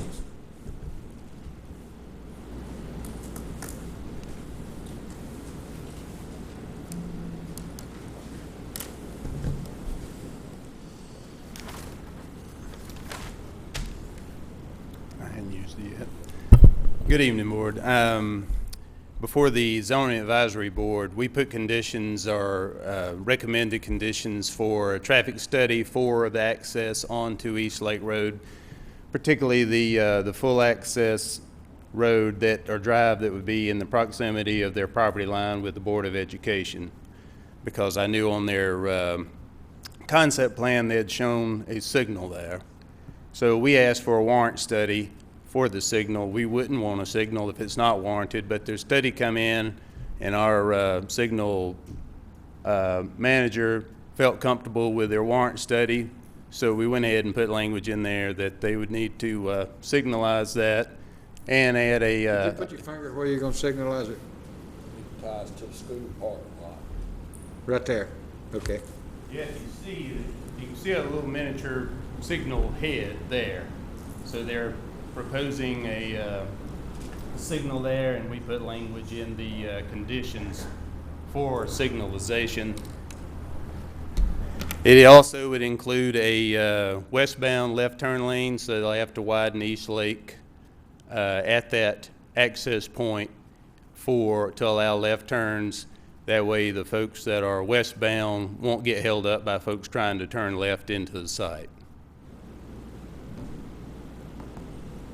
And of course, State Route 155 is the state's jurisdiction, and I think they have submitted a signal warrant study to GDOT for signalization of, I believe, the southernmost full access or main access into the site. Okay, anybody else got any questions for staff? If not, will the applicant please come back? You got any comments or questions? Has anybody got any comments for council? If not, I yield the floor to, was that District 4 or District 3? Oh, District 3. It seems like all the traffic has been addressed, and that's been the main concern. I think that added traffic light's going to help, and it's actually going to get people out of the school a lot better than they probably get out now. The Kroger site is already C2, and I think this particular piece at one time they thought it was already zoned C2 originally, and somehow or another it just got missed. But to make it a lot more attractive, I know some people not going to be happy with it, but I would like to make a motion to rezone this piece of property from RA to C2 with the 8 conditions. We have a motion on the floor. Second. Second, District 4. Any further discussion? I think what we need to do is take the resolution and let the resolution reflect the 8, because the resolution I'm looking at, unless there's another one, shows 10.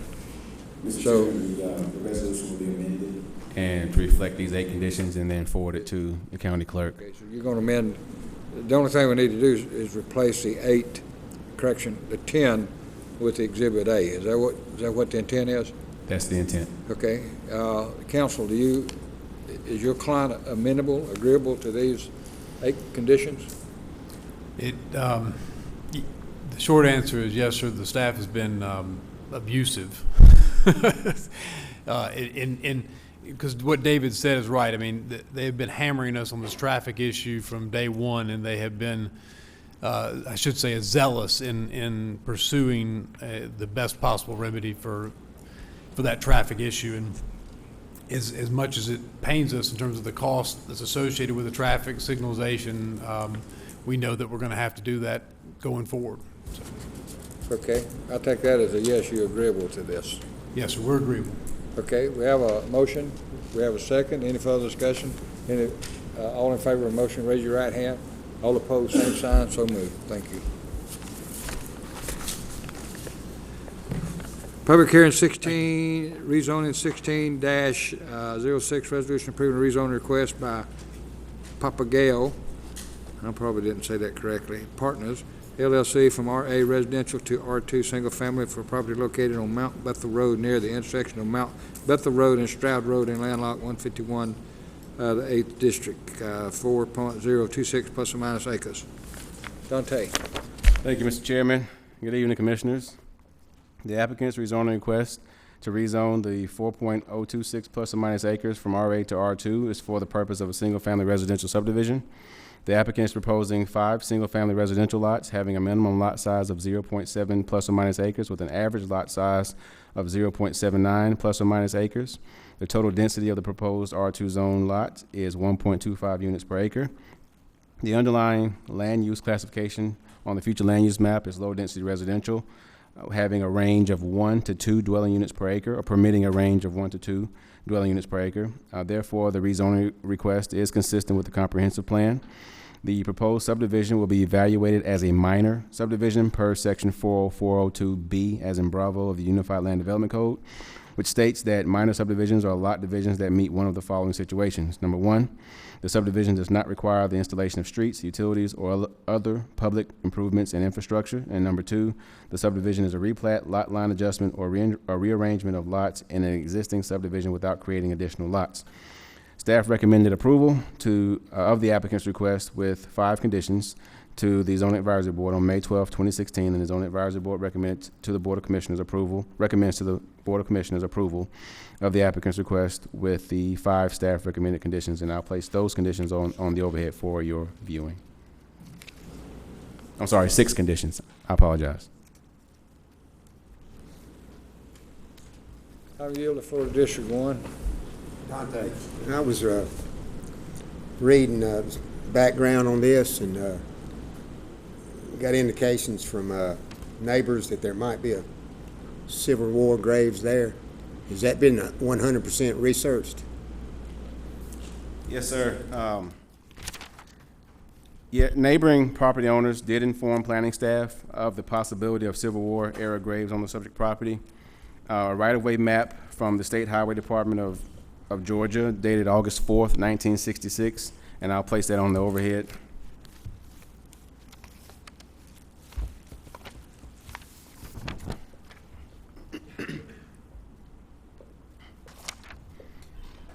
Illustrates the presence of graves between the original Mount Bethel Road and Mount Bethel Road's realignment, which was also the time the map was created. Planning staff has not been able to find any record of graves being historically registered with the state of Georgia or any form of identification for the graves on the property. How far is that from the property? I'm sorry, I can't hear you. How far is that from the property that you want to rezone? It's actually on the subject property, so I'll show you. I'll compare. Okay.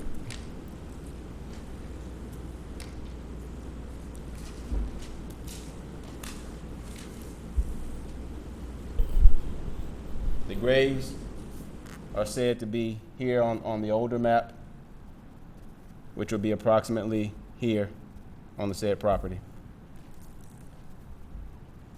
Here where the road bends, and I apologize, let's see here.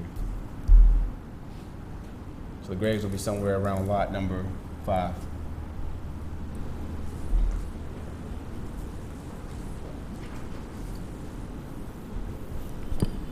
So,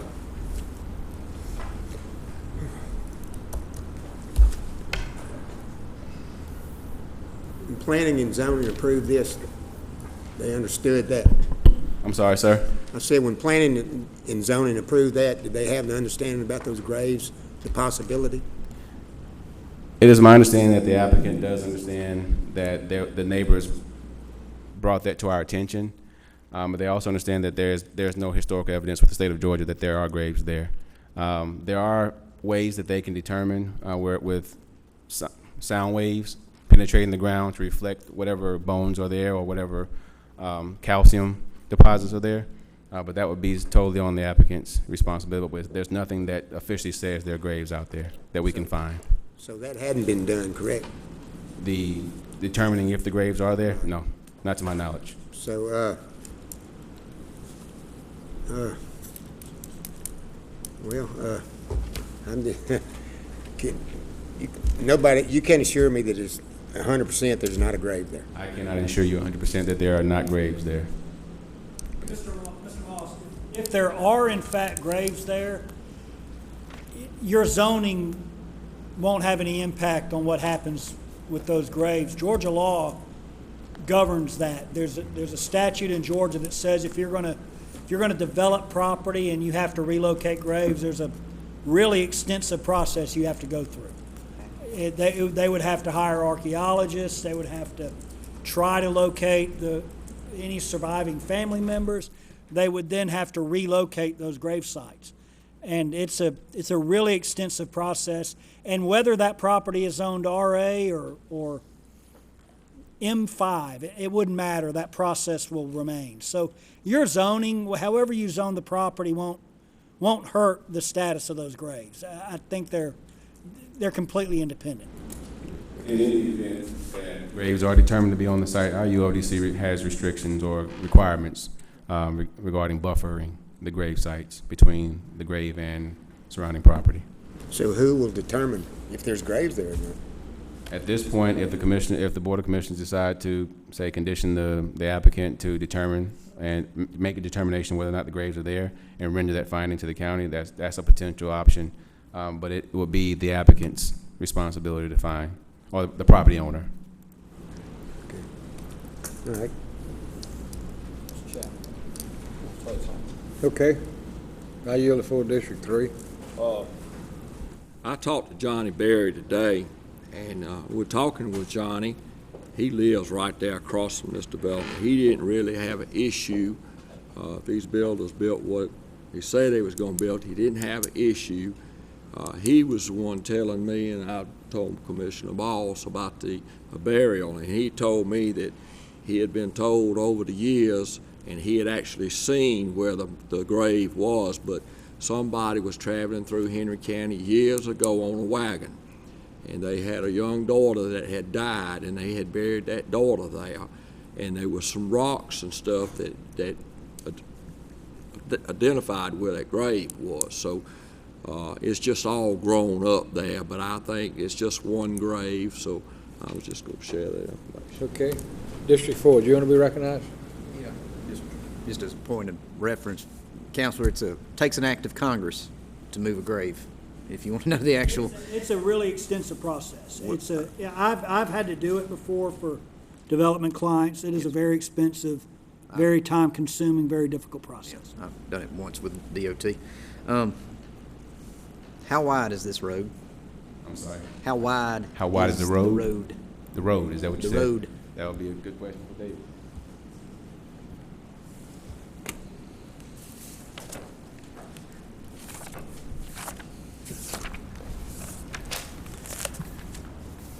By the way, Dante, I don't have a copy of that plat. Not in my notebook. There should be one in there. I pulled this off what was scanned online. I can get one to you if you like. Can you put it back up there? Sure. Thanks. Okay, when this came in, I looked at our PACES rating system, and our PACES rating shows it being 21 feet wide, and the road received FDR, or full depth reclamation, and resurfacing in 2011. So 21 feet wide. I forget, is it classified? Do you know the classification? What's our ordinance on width roads that we can put subdivisions on? Our ordinance on the roads is if it's collector and above, it needs to come up to county standard. And it references a table to which our county standard table, if it's collector and above, and I'm not sure of the classification, I wished I knew that, is 24. And I know that's something we intend to try and take a look at, because most of my roads are not 24 feet wide. And but the way I viewed it, we had recently improved it in the last 5 years, is better than 10-foot lanes each side. So I didn't say anything about having to widen road, but I can't remember for road. For roads local, it's basically within a foot of the width. Did you look at stop and sight distance out there, perchance? I have not. Have you? I haven't. I haven't. It looks pretty straight. Yeah, the intersection sight distance, I have not. And it would be something I'd look at when the plat comes in. Okay.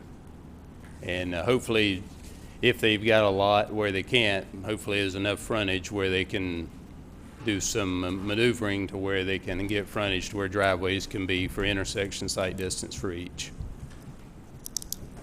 All right. I'm going to save the rest of my comments till the end. It's a public You're going to save your comments to the end. Okay. Anybody else have any comments for staff? We're at the point now where, will the applicant come forward, please? And state your case, please. Good evening, Board. My name is Royce Grant, 126 North Bethany Road, McDonough. I'm here tonight seeking the rezoning from RA to R2 for a little over 4 acres on Mount Bethel Road. Just want to point out that At the PAZ meeting, I found out about the one grave site, and the very next day, I contacted Mr. Berry, reached out to him, which was the property owner on the north side of Mount Bethel, previous to the road being moved. And I met with Mr. Berry. He gave me the same story, Mr. Barham, about the baby that was buried there. He also called the other neighbor that's located to the south and the southeast. I think his name was Mr. Worthy. So I met with both of them. We actually walked down to the property. They showed me where they believed the graves were, and Mr. Worthy had a little bit more knowledge about where the grave site was. I guess he had done some cleanup work there previously with the previous owner, and Mr. Worthy pointed out that the grave would actually be located right on this property line. And he said it's about a 6-foot circle grave with the field stone around it. It's pretty close to the right-of-way of the road. I don't think it's going to affect the lot yield, but for whatever reason, by no means would we ever talk about moving a grave. I would lose a lot before we would move a grave. I think we've got enough square footage in that lot that we can set aside, the correct space for that grave, and I don't think it'll affect the lot yield.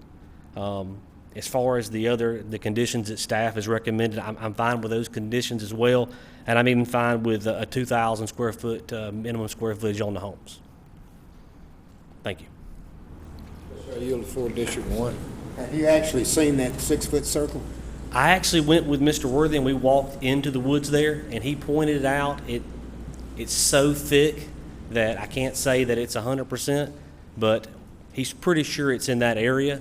And before we final plat anything, we will make sure that that's located, GPS'd, and put on the final plat. Anybody else have comments? Okay, thank you so much. I'm on, this requires a public hearing. I'm going to open the floor up for 10 minutes to people. It's for this rezoning, so I'm going to put the clock at 10 minutes.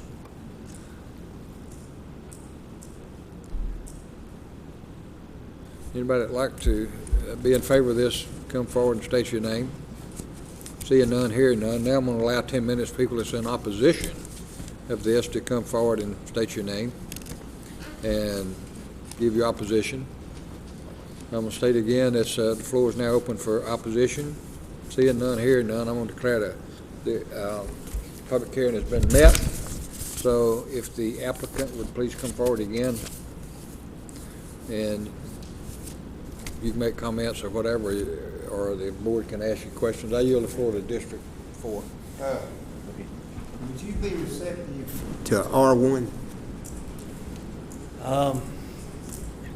I really have no idea what R1 would yield there.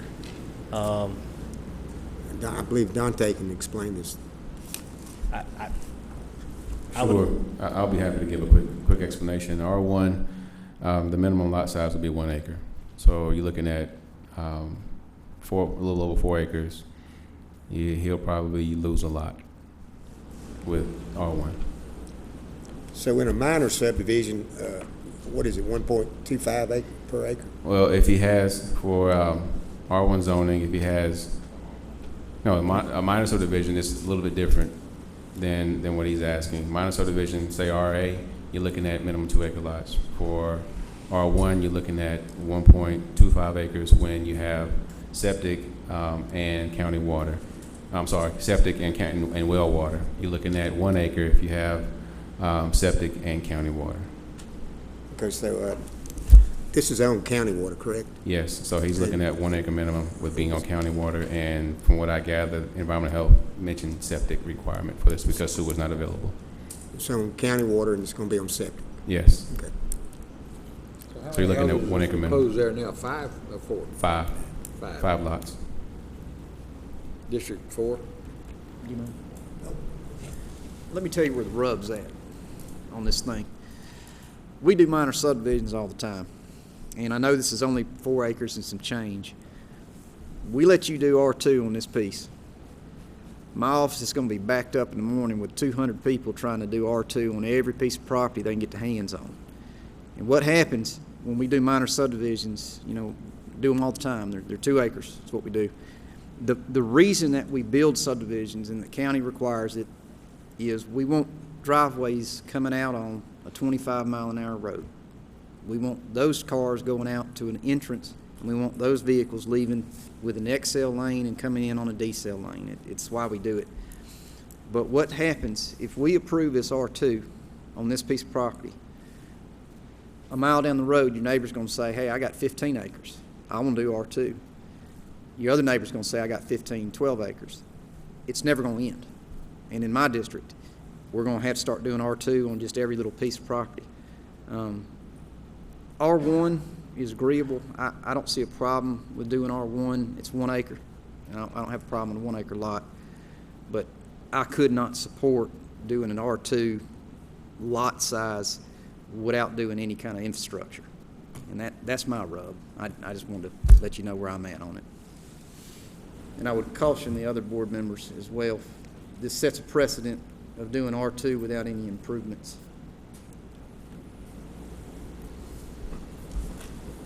I yield for the District 1. It's your district. If you're receptive to R1, I'll make a motion to approve that. It's hard for me to accept something that I don't know what I'm going to receive as far as layout. I mean, you're asking me to change the layout that I haven't seen. I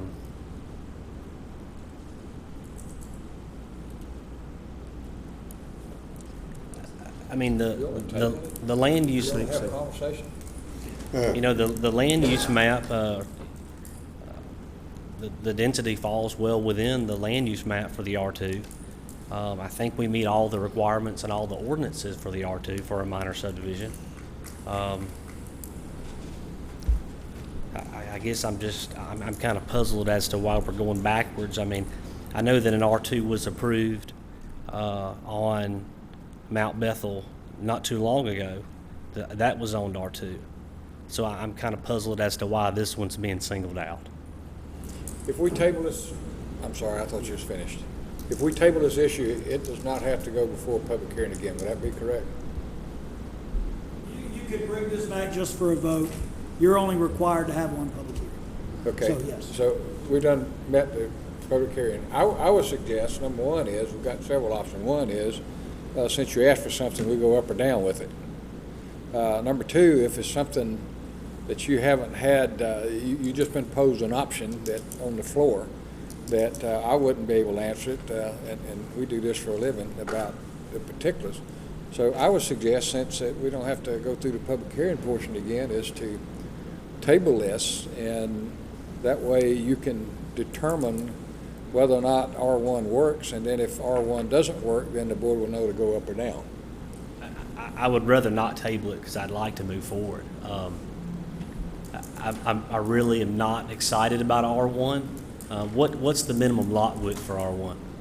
Dante can tell you that everything is required. For R1, you're looking at a minimum lot width of approximately 125 feet, if I recall correctly, or 100, somewhere around there. I'm not. 150. 150? Yes. I mean, I'm definitely not excited about R1, but I would rather take an R1 over a postponement. Okay, now you're going to keep the conditions in there. Mr. Chairman, if R1 is the motion that is made, I want to bring to your attention condition number 1 references R2. You probably will need to, will motion to change that as well, to reference R1. Okay, is that your motion? I'd like to make a motion from R2 to R1, and I'd like to amend condition 1. It's not from R2 to R1. It would be R8. R8. You testing us at this late night now. It's getting late.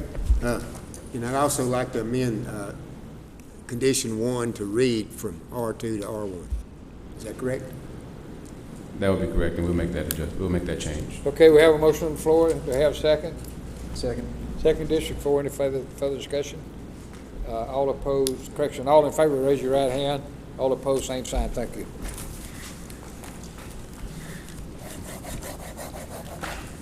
Next, we have a resolution appointing Henry First, Inc. Corporation Officers Council. You can do that from your seat now if you like. That would be great. Mr. Chairman, there's been a lot of discussion about Henry First, Inc. Just to give you a little background, Henry First, Inc. was formed in 2009. It was formed as a public charity. It is a 501c3, which is the Internal Revenue Service designation for a charitable organization. It exists for the purpose of receiving donations and grants to fund county functions. The bylaws adopted for Henry First state that if you are a member of the Board of Commissioners, you are also a member of the Board of Directors of Henry First, Inc. So you 6 gentlemen are the Board of Directors of Henry First, Inc., unless and until one of you should resign, and then the remaining board members could appoint someone else. But by operation of the bylaws, you become a member of the Board of Directors. What's lacking today for Henry First is an appointment of a slate of officers. The bylaws call for you to have a president, a vice president, a secretary, and a treasurer. And the resolution I've prepared would have you fill in the blanks to appoint those officers. My recommendation would be that you track those officers similar to the way your county operates. You've got a county manager, an assistant county manager, you've got a clerk, and you've got a finance director. My recommendation would be that you appoint Mr. Bonner as president, Ms. Matthews as vice president, Ms. Braun as secretary, and Mr. Auletta as treasurer. I know they probably don't want those appointments. They can decline them, or you can appoint somebody else if you want. But that would make the most sense because those people would still be performing basically the same functions they perform now. As far as what that corporation does, it receives money from donations. It receives grant money. I don't know if it actually receives grant money or not, but it has not received any grant money. It's primarily donations. And those donations are used to fund programs, mostly, I would say probably mostly rec department programs. I know recently some of those donations were used to help fund some special needs basketball tournaments and things like that there just aren't regular money programmed in the county budget for. That's the recommendation. If what you want to do is not touch it, not appoint a slate of officers, frankly, what you're better off doing is voting to dissolve the corporation, and we just get rid of the darn thing. I think it's a useful tool to raise money because people would rather give money to a charitable organization than give money to the county government. And this gives people that option to do that. If you don't want to do that, I do think you're better off, let's end this discussion, vote to dissolve this corporation. And what the law says when you have money left over in a charitable organization is that money then has to be paid over to another charitable organization. There's nothing nefarious going on here. There's nothing about hiding anything from the public going on here. This is it's a vehicle to give to people to allow them to help fund programs that this government undertakes. So those are your options. I think realistically your options would be appoint a slate of officers or frankly dissolve this thing. Let's quit talking about it. I'll be the first to comment. Needless to say, I'm adamantly against having the Henry First, Inc. anyway, because what it does, it's a system created by trained legal minds to allow others to do something that we can't do as elected officials. Well, you can. People can give the county money to fund programs. People just don't want to give the county money. They would rather give money to a charitable organization so they can get a tax break. So you're really not expanding what the government can do. You're expanding what the citizenry or the people can do. Because and Mr. Preston may be able to tell me. This incorporation carries the same rights as a private corporation. Would that be correct? I'm sorry? Doesn't this Inc. carry the same responsibility or the same criteria as a private? Absolutely not. This corporation is limited by the Internal Revenue Code to engage only in charitable activities. It can't go out and make a profit. It can't, and in fact, you're barred from receiving compensation. All this organization can do is what it was chartered to do and what the IRS allows it to do, which is support charitable functions and support government functions. That's all it's allowed to do. Have you noticed the checks that were shown today? Like The biggest one, the $6,000 check, was Special Olympics. Yeah. And then if you remember, I mean, we ran into Henry First 2 years ago. Remember the Patrick Henry statue? I understand that. That was all Henry First. People would have gave to that, whether it gave through Henry First or not. But how do they get like, because we all got tax receipts, on your taxes for charitable. It's a tax deductible, that's what it amounts It's to. a tax deduction for the donor. It doesn't have any real tax impact on the county. I'm not going with it, but anyway, y'all whatever y'all want to do, I'm not going to be a part of it. So somebody needs to, who wants to be the lead dog? I yield it to District 4. You know, I'm not real keen on it, but then you put up a check that we paid to Special Olympics. It gets real hard to say that we're not using the money in the right way. Yeah, look, I'll tell you, this is a pretty innocent thing. This isn't a way for the county to skirt anything. This is a way for the county, and it's really not the county. This is a way for Henry First Inc. to give people a vehicle to make donations, and it funds probably some really meaningful programs that you will lose funding on. People aren't going to write checks to the Henry County government voluntarily. Right.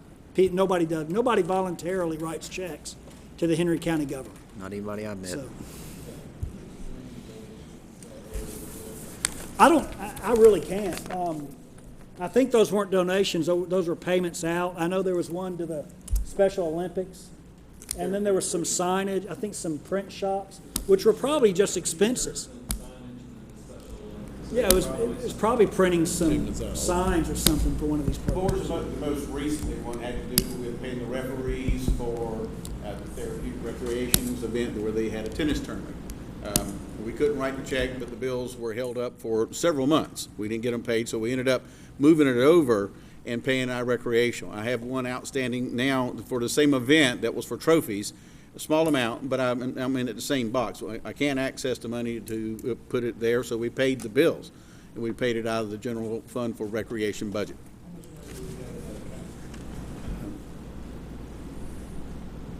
That last statement that Mr. Swenson showed had like $40,000 in it, and there's probably not been much activity since then. About 43,000, and this is the time of year that folks are starting to look to make those donations again. So, yeah, and the law doesn't limit Henry First to writing checks only to other charities. That's not how it works. How it works is Henry First is allowed to support charitable endeavors. So part of a charity sometimes is marketing for the event. That's probably why there's checks written to print shops or printing flyers or posters or maybe even medals and ribbons and trophies to give to the kids that participate. You're not limited to only writing checks to the United Way or other charitable groups. That's not how it works. I think one of the problems I'm having, if you read the bylaws, and a previous Board of Commissioners created this for their own use, and the part that I don't like about it, it says, election as a Henry County Commissioner shall constitute election to the Board of Directors of the corporation. That's right. Okay, that's, I have a problem with that. Who knows that? I didn't know I was a member of it. You So can how are we certainly, supposed to? there's a procedure by which you could resign, and if you resign, the remaining board members could appoint a replacement board member. But keep in mind, one of the parts of the application to the Internal Revenue Service that gained the tax exempt status, which was filed by the county attorney at the time, says that this organization is completely controlled by the county governing authority. Now, I don't think the IRS would change your tax designation, but that was one of the portions of the application of the IRS. And that's in the package you've got. It's at toward the very end.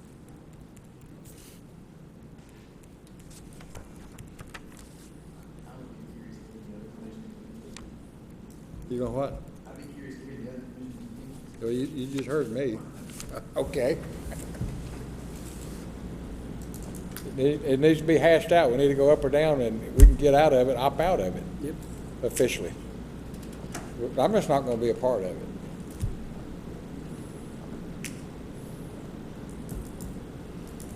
I guess we're going to table it. Or That's just, up. Whatever y'all want to do. We said at the last meeting we'd bring it to you, we're bringing it to you. This is entirely up to you.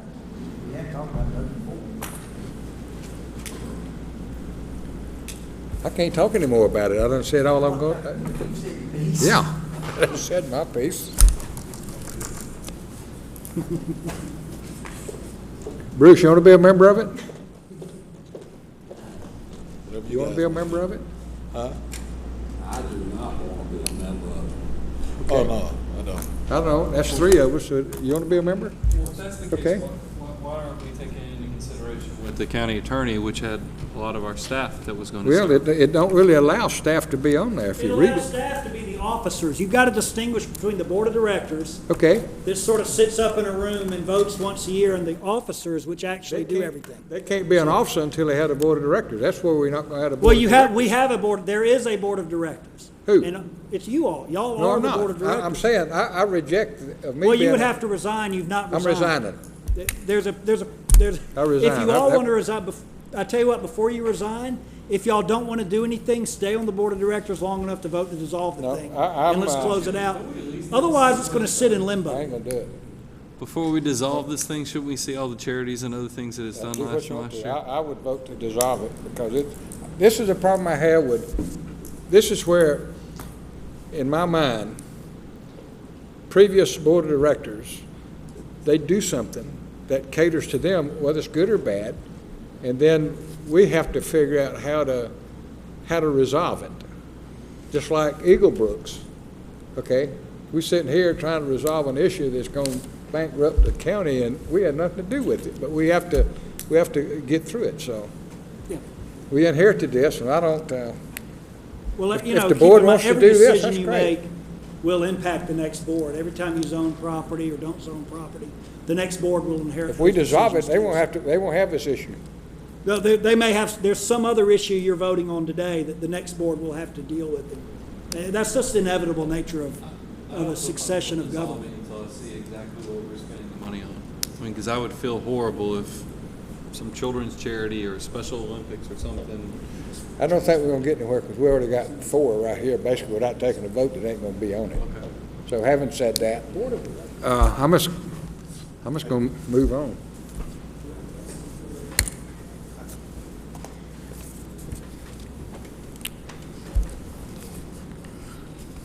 I think, I don't even think a table would be appropriate. I don't think a table would pass. So we can just let it dissolve, right? Well, you have to vote to dissolve it. Sir? It doesn't dissolve on its own. You would have to vote to dissolve, to authorize Okay, let me tell you how we dissolution. can fix it. I can move, but I'm not gonna move, because it irritates the board when I make a motion. I would like for somebody to make a motion to amend the agenda to remove 13A, and we'll take it off. If somebody would do that. Amend the agenda to remove Article 13A. Wouldn't we make a motion to dissolve the corporation? No, that just takes, Saying let's take it off the agenda. it takes it but off the didn't agenda. happen. It But takes we're still on the board then? Huh? No, You're you're not on still board. gonna have this Henry First entity floating around that's got $40,000 in the checking account. Why don't you resolve the issue of having this? If what you want to do is dissolve the corporation, vote to dissolve the corporation and direct staff to direct the Henry First to distribute that money to another charitable organization. And that's, it doesn't make any sense to leave this thing floating around in limbo. You might as well deal with it one way or the Before other. we dissolve this, I would like to, Okay. can we have input each Okay, yes. equally and where that money, which charity that money goes to? Well, you can run it. If you take this off the agenda, it doesn't dissolve it. Nope, That's what I'm saying. It just makes this go away without. but we're still on the board. No, you're not. Okay, just for public record, say that you resign off of this board, Henry First. We need more information. Huh? What do y'all want? We'll get the finance people to get you whatever you want, but I'm guessing at what y'all need to know. I don't have a clue. I mean, I'd like to see a kind of an income statement of what they. We'll move the spent table. last year, and then what they spent dispersed out last year. You want to see the sources in and the sources out? You wanna move to table it? I would like to have just a little bit more Okay, information. move to table it. Okay, somebody move to table it. Table it, right? Huh? Move So to what it's table. gonna do anyway. Move to table. Okay, we have a motion to, got a second, District 1. Any further discussion? All in favor, raise your right hand. All opposed, so moved. Let's, I would suggest that we amend the agenda, and this would come out of District 4, amend the agenda to remove Article 13B. So that's a moot issue now, right? We just table it, move. It's, Huh? yeah, it's. Okay, you want to table it, you want to take it off? Patrick, should. No, different. This is the second one. Patrick, Just, why don't y'all just table that one instead of Okay. removing, you know, just Somebody table move, 13. Okay, we got a motion to table Article 13B. Second, any further discussion? All in favor, raise your right hand. All opposed, so moved. Okay. County Manager, resolution to terminate the management agreement between, here we go again, Henry County Office Industrial Park Corporation, Henry County Development Authority, and Swillinger's Management LLC, and continue operating cotton field by the county under the Parks and Rec Department. And you can stay seated if you like to. Commissioners, this kind of completes a long task you've given me. You have instructed us to come up with a plan that either closed cotton fields or operated it. We abandoned the closing of it. The Board of County Commissioners said they wanted to operate it, so I've got you an operational plan, a budget, and we're ready to go forward with it. The management team at Cotton Fields requested the exit of it. The anticipation right now is for June 30th. We're working diligently and in concert with the current management group to continue on service. I don't think you're going to see any transitions at all. We expect to be over there on July 1 and serving golf. We will be closing early on July 4th for some aeration of the greens. That's just been the traditional date, and it's worked out real well, and we'll be closed on the 5th. But after that, we're going to resume normal operations and continue on as the operator of the golf course. I've attached a budget from last evening that you saw. There's been just a couple updates to it. Insignificant addition errors that the computer, I didn't scan up right, but at 8:30 last night, we'd all had enough of it, and we were only about $5,000. It's about $7,500 is what we are short of right now, but I'm long in some other areas, and I may have double counted some salaries parts of it. But we have a program for you. If the board elects to take it, then we'll start operation of the golf course, and we'll start the transitions of physical property and staffing and those other things necessary for us to assume operations on July 1. If you have any questions on the budget, because the resolution also adopts the budget. We put them together so that you've amended your 2017 budget to include this resolution. Therefore, we'll have the operating budget in Anybody got any place. questions? I got a comment.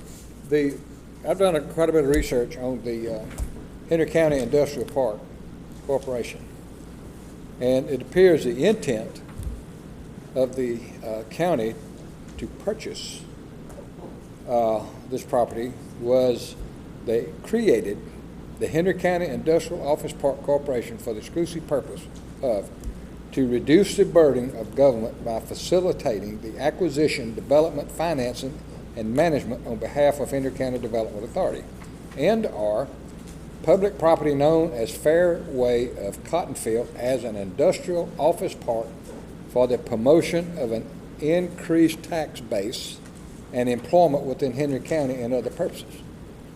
So this goes back to when they first bought it. These lawyers got together and said, to do this mechanism, the Henry County Board of Commissioners can't do this on their own, so they have to appoint themselves to a Henry County Industrial Park Corporation. They do have the same ability as a private corporation. Okay? Now, having said that, this board up here is another board of directors on a corporation that can do something that they can't do as elected officials. I have a problem with that. So now, on the resolution, I've read it, and it's been modified several times. But the only thing that I will vote for, and I totally agree with this on that resolution, it's all grouped in, I tried to get it broke out, but it's not, it's grouped in. I think we need to pay the management team at Cotton Field exactly what we owe them, no more, no less, and I think that's $140-something thousand. Yes, sir. We need to pay them, and I'm agreeable to paying what we owe them. Now, beyond that, I just can't be on board at this moment here for us to do it in-house. I yield the floor to District 2. Point of clarification, from my understanding, and we knew that the golf course with a management company was going to be either a losing endeavor of $50,000 to potentially a profit of $50,000, or cash flow positive, because really it's not profit when it's government, but cash flow positive event, correct? Yes. We're within $5,000 on this. However, we now are at risk of putting $600,000 because we have $600,000 revenue, $600,000 of expenses. Yes, sir. I think that's just giving my opinion. I think that is, I hate to see the management company go, because there is something very valuable to not being on the line for $600,000 of expenses, for only having a $50,000, up or down. I mean, it's one of those things, but I don't want to see it just go to be raw land that gets grown over.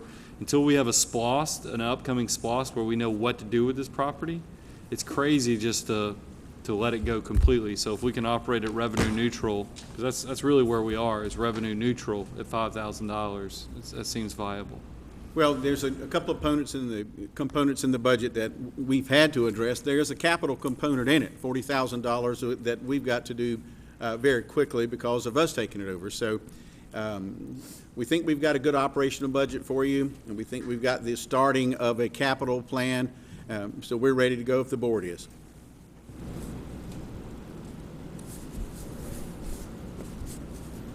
Anybody else have any comments or questions?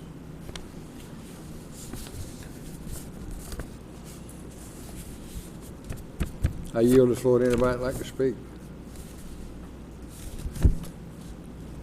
I've got a resolution in the book, but it's void. I put void on it, so it must be another version of it.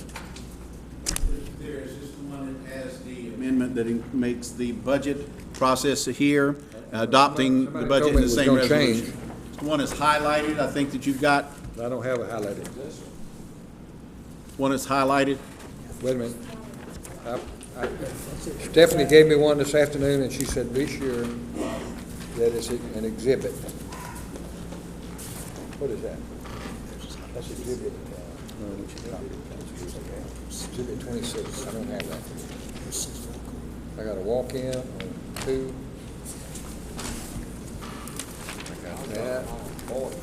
It should say Exhibit 26 amended in the top right corner. Yeah, I don't have that.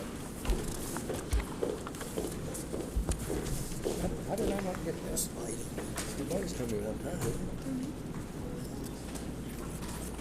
you? You took it back. You brought it to my room, but you took it back in your hand. We'd have been here. Okay. I just want to be perfectly clear that where in this resolution, this lengthy resolution, it says, whereas under the agreement of termination, reimbursement payment is due upon termination comes to $140,740.43. I am all for that. We owe it to them. We need to pay them.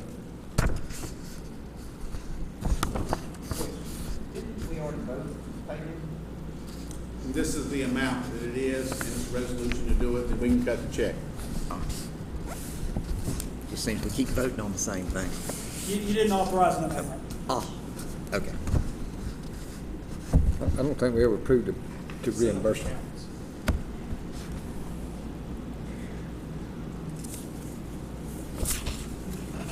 No?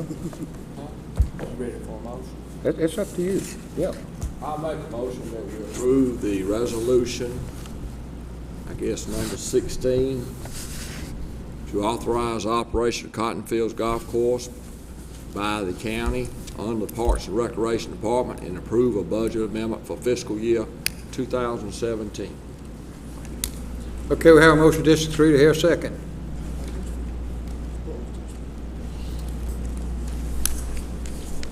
I'll second. You second it? Okay, we have a second, District 5. Any further discussion? All in favor of the motion, raise your right hand. All opposed, same sign. I think it went 4-2. It passed. Okay, let's move on to the next issue. Next issue has to do with the airport. Yes, And sir. We have been working diligently with GDOT. We have the contract in hand. There were several versions of the contract that actually came in today.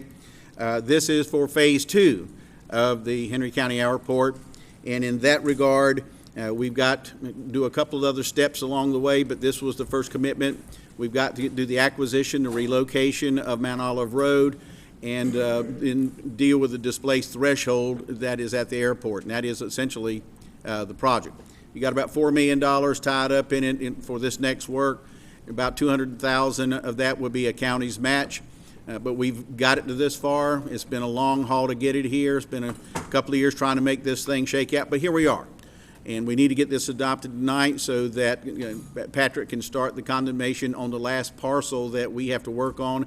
And that fulfills our requirements to GDOT for moving into Phase 2 and issuing this contract. So if the boards doesn't have any questions, I would ask that you approve it, and we'll start on to the friendly condemnations that we'll be doing to do Phase 2 at the airport. Who had the motion? Who made the motion? Brian, okay, you have a motion? Second. You second? Any further discussion? All in favor, raise your right hand. All opposed, same sign, so moved. Commissioners, that's all I have unless you have questions for the county manager. Okay, approval of the minutes, June the 7th, 2016. Somebody move we approve as published. So moved. Have a motion? Second, District 1. Any further discussion? All in favor, raise your right hand. All opposed, same sign, so moved.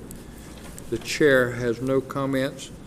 I will start at the end. I'll start with District 5. Do you have any comments? No. And District 2. I'll just be real quick that, I made an announcement that I was resigning at the end of July last meeting. I just want to thank everybody I heard from a lot of my school board members, a lot of superintendents, even some department heads and others that approached me. Thank you, thank you. It means a lot to me, and I've really enjoyed serving with all of you guys. Thanks so much. District 3. No comments. District 1. No comment. District 4. County manager, do you have any additional comments? No, sir, I do not. County attorney, you have any comments? No, sir. Clerk, you have any comments? I just added that. Upcoming meetings, July the 5th, 9 a.m. is a regular meeting and it's council.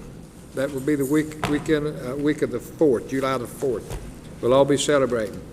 July the 19th, 6:30 p.m. will be a regular meeting. Public hearings for the millage rate. We got one on July the 20th at 9 a.m. and also one at 6:30 p.m. that evening. And then on July the 27th at 9 a.m., the board will consider adopting a millage rate. Does somebody move we adjourn?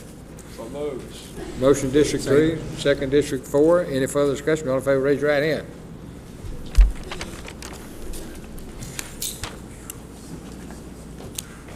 Okie dokie. All Dutch okey.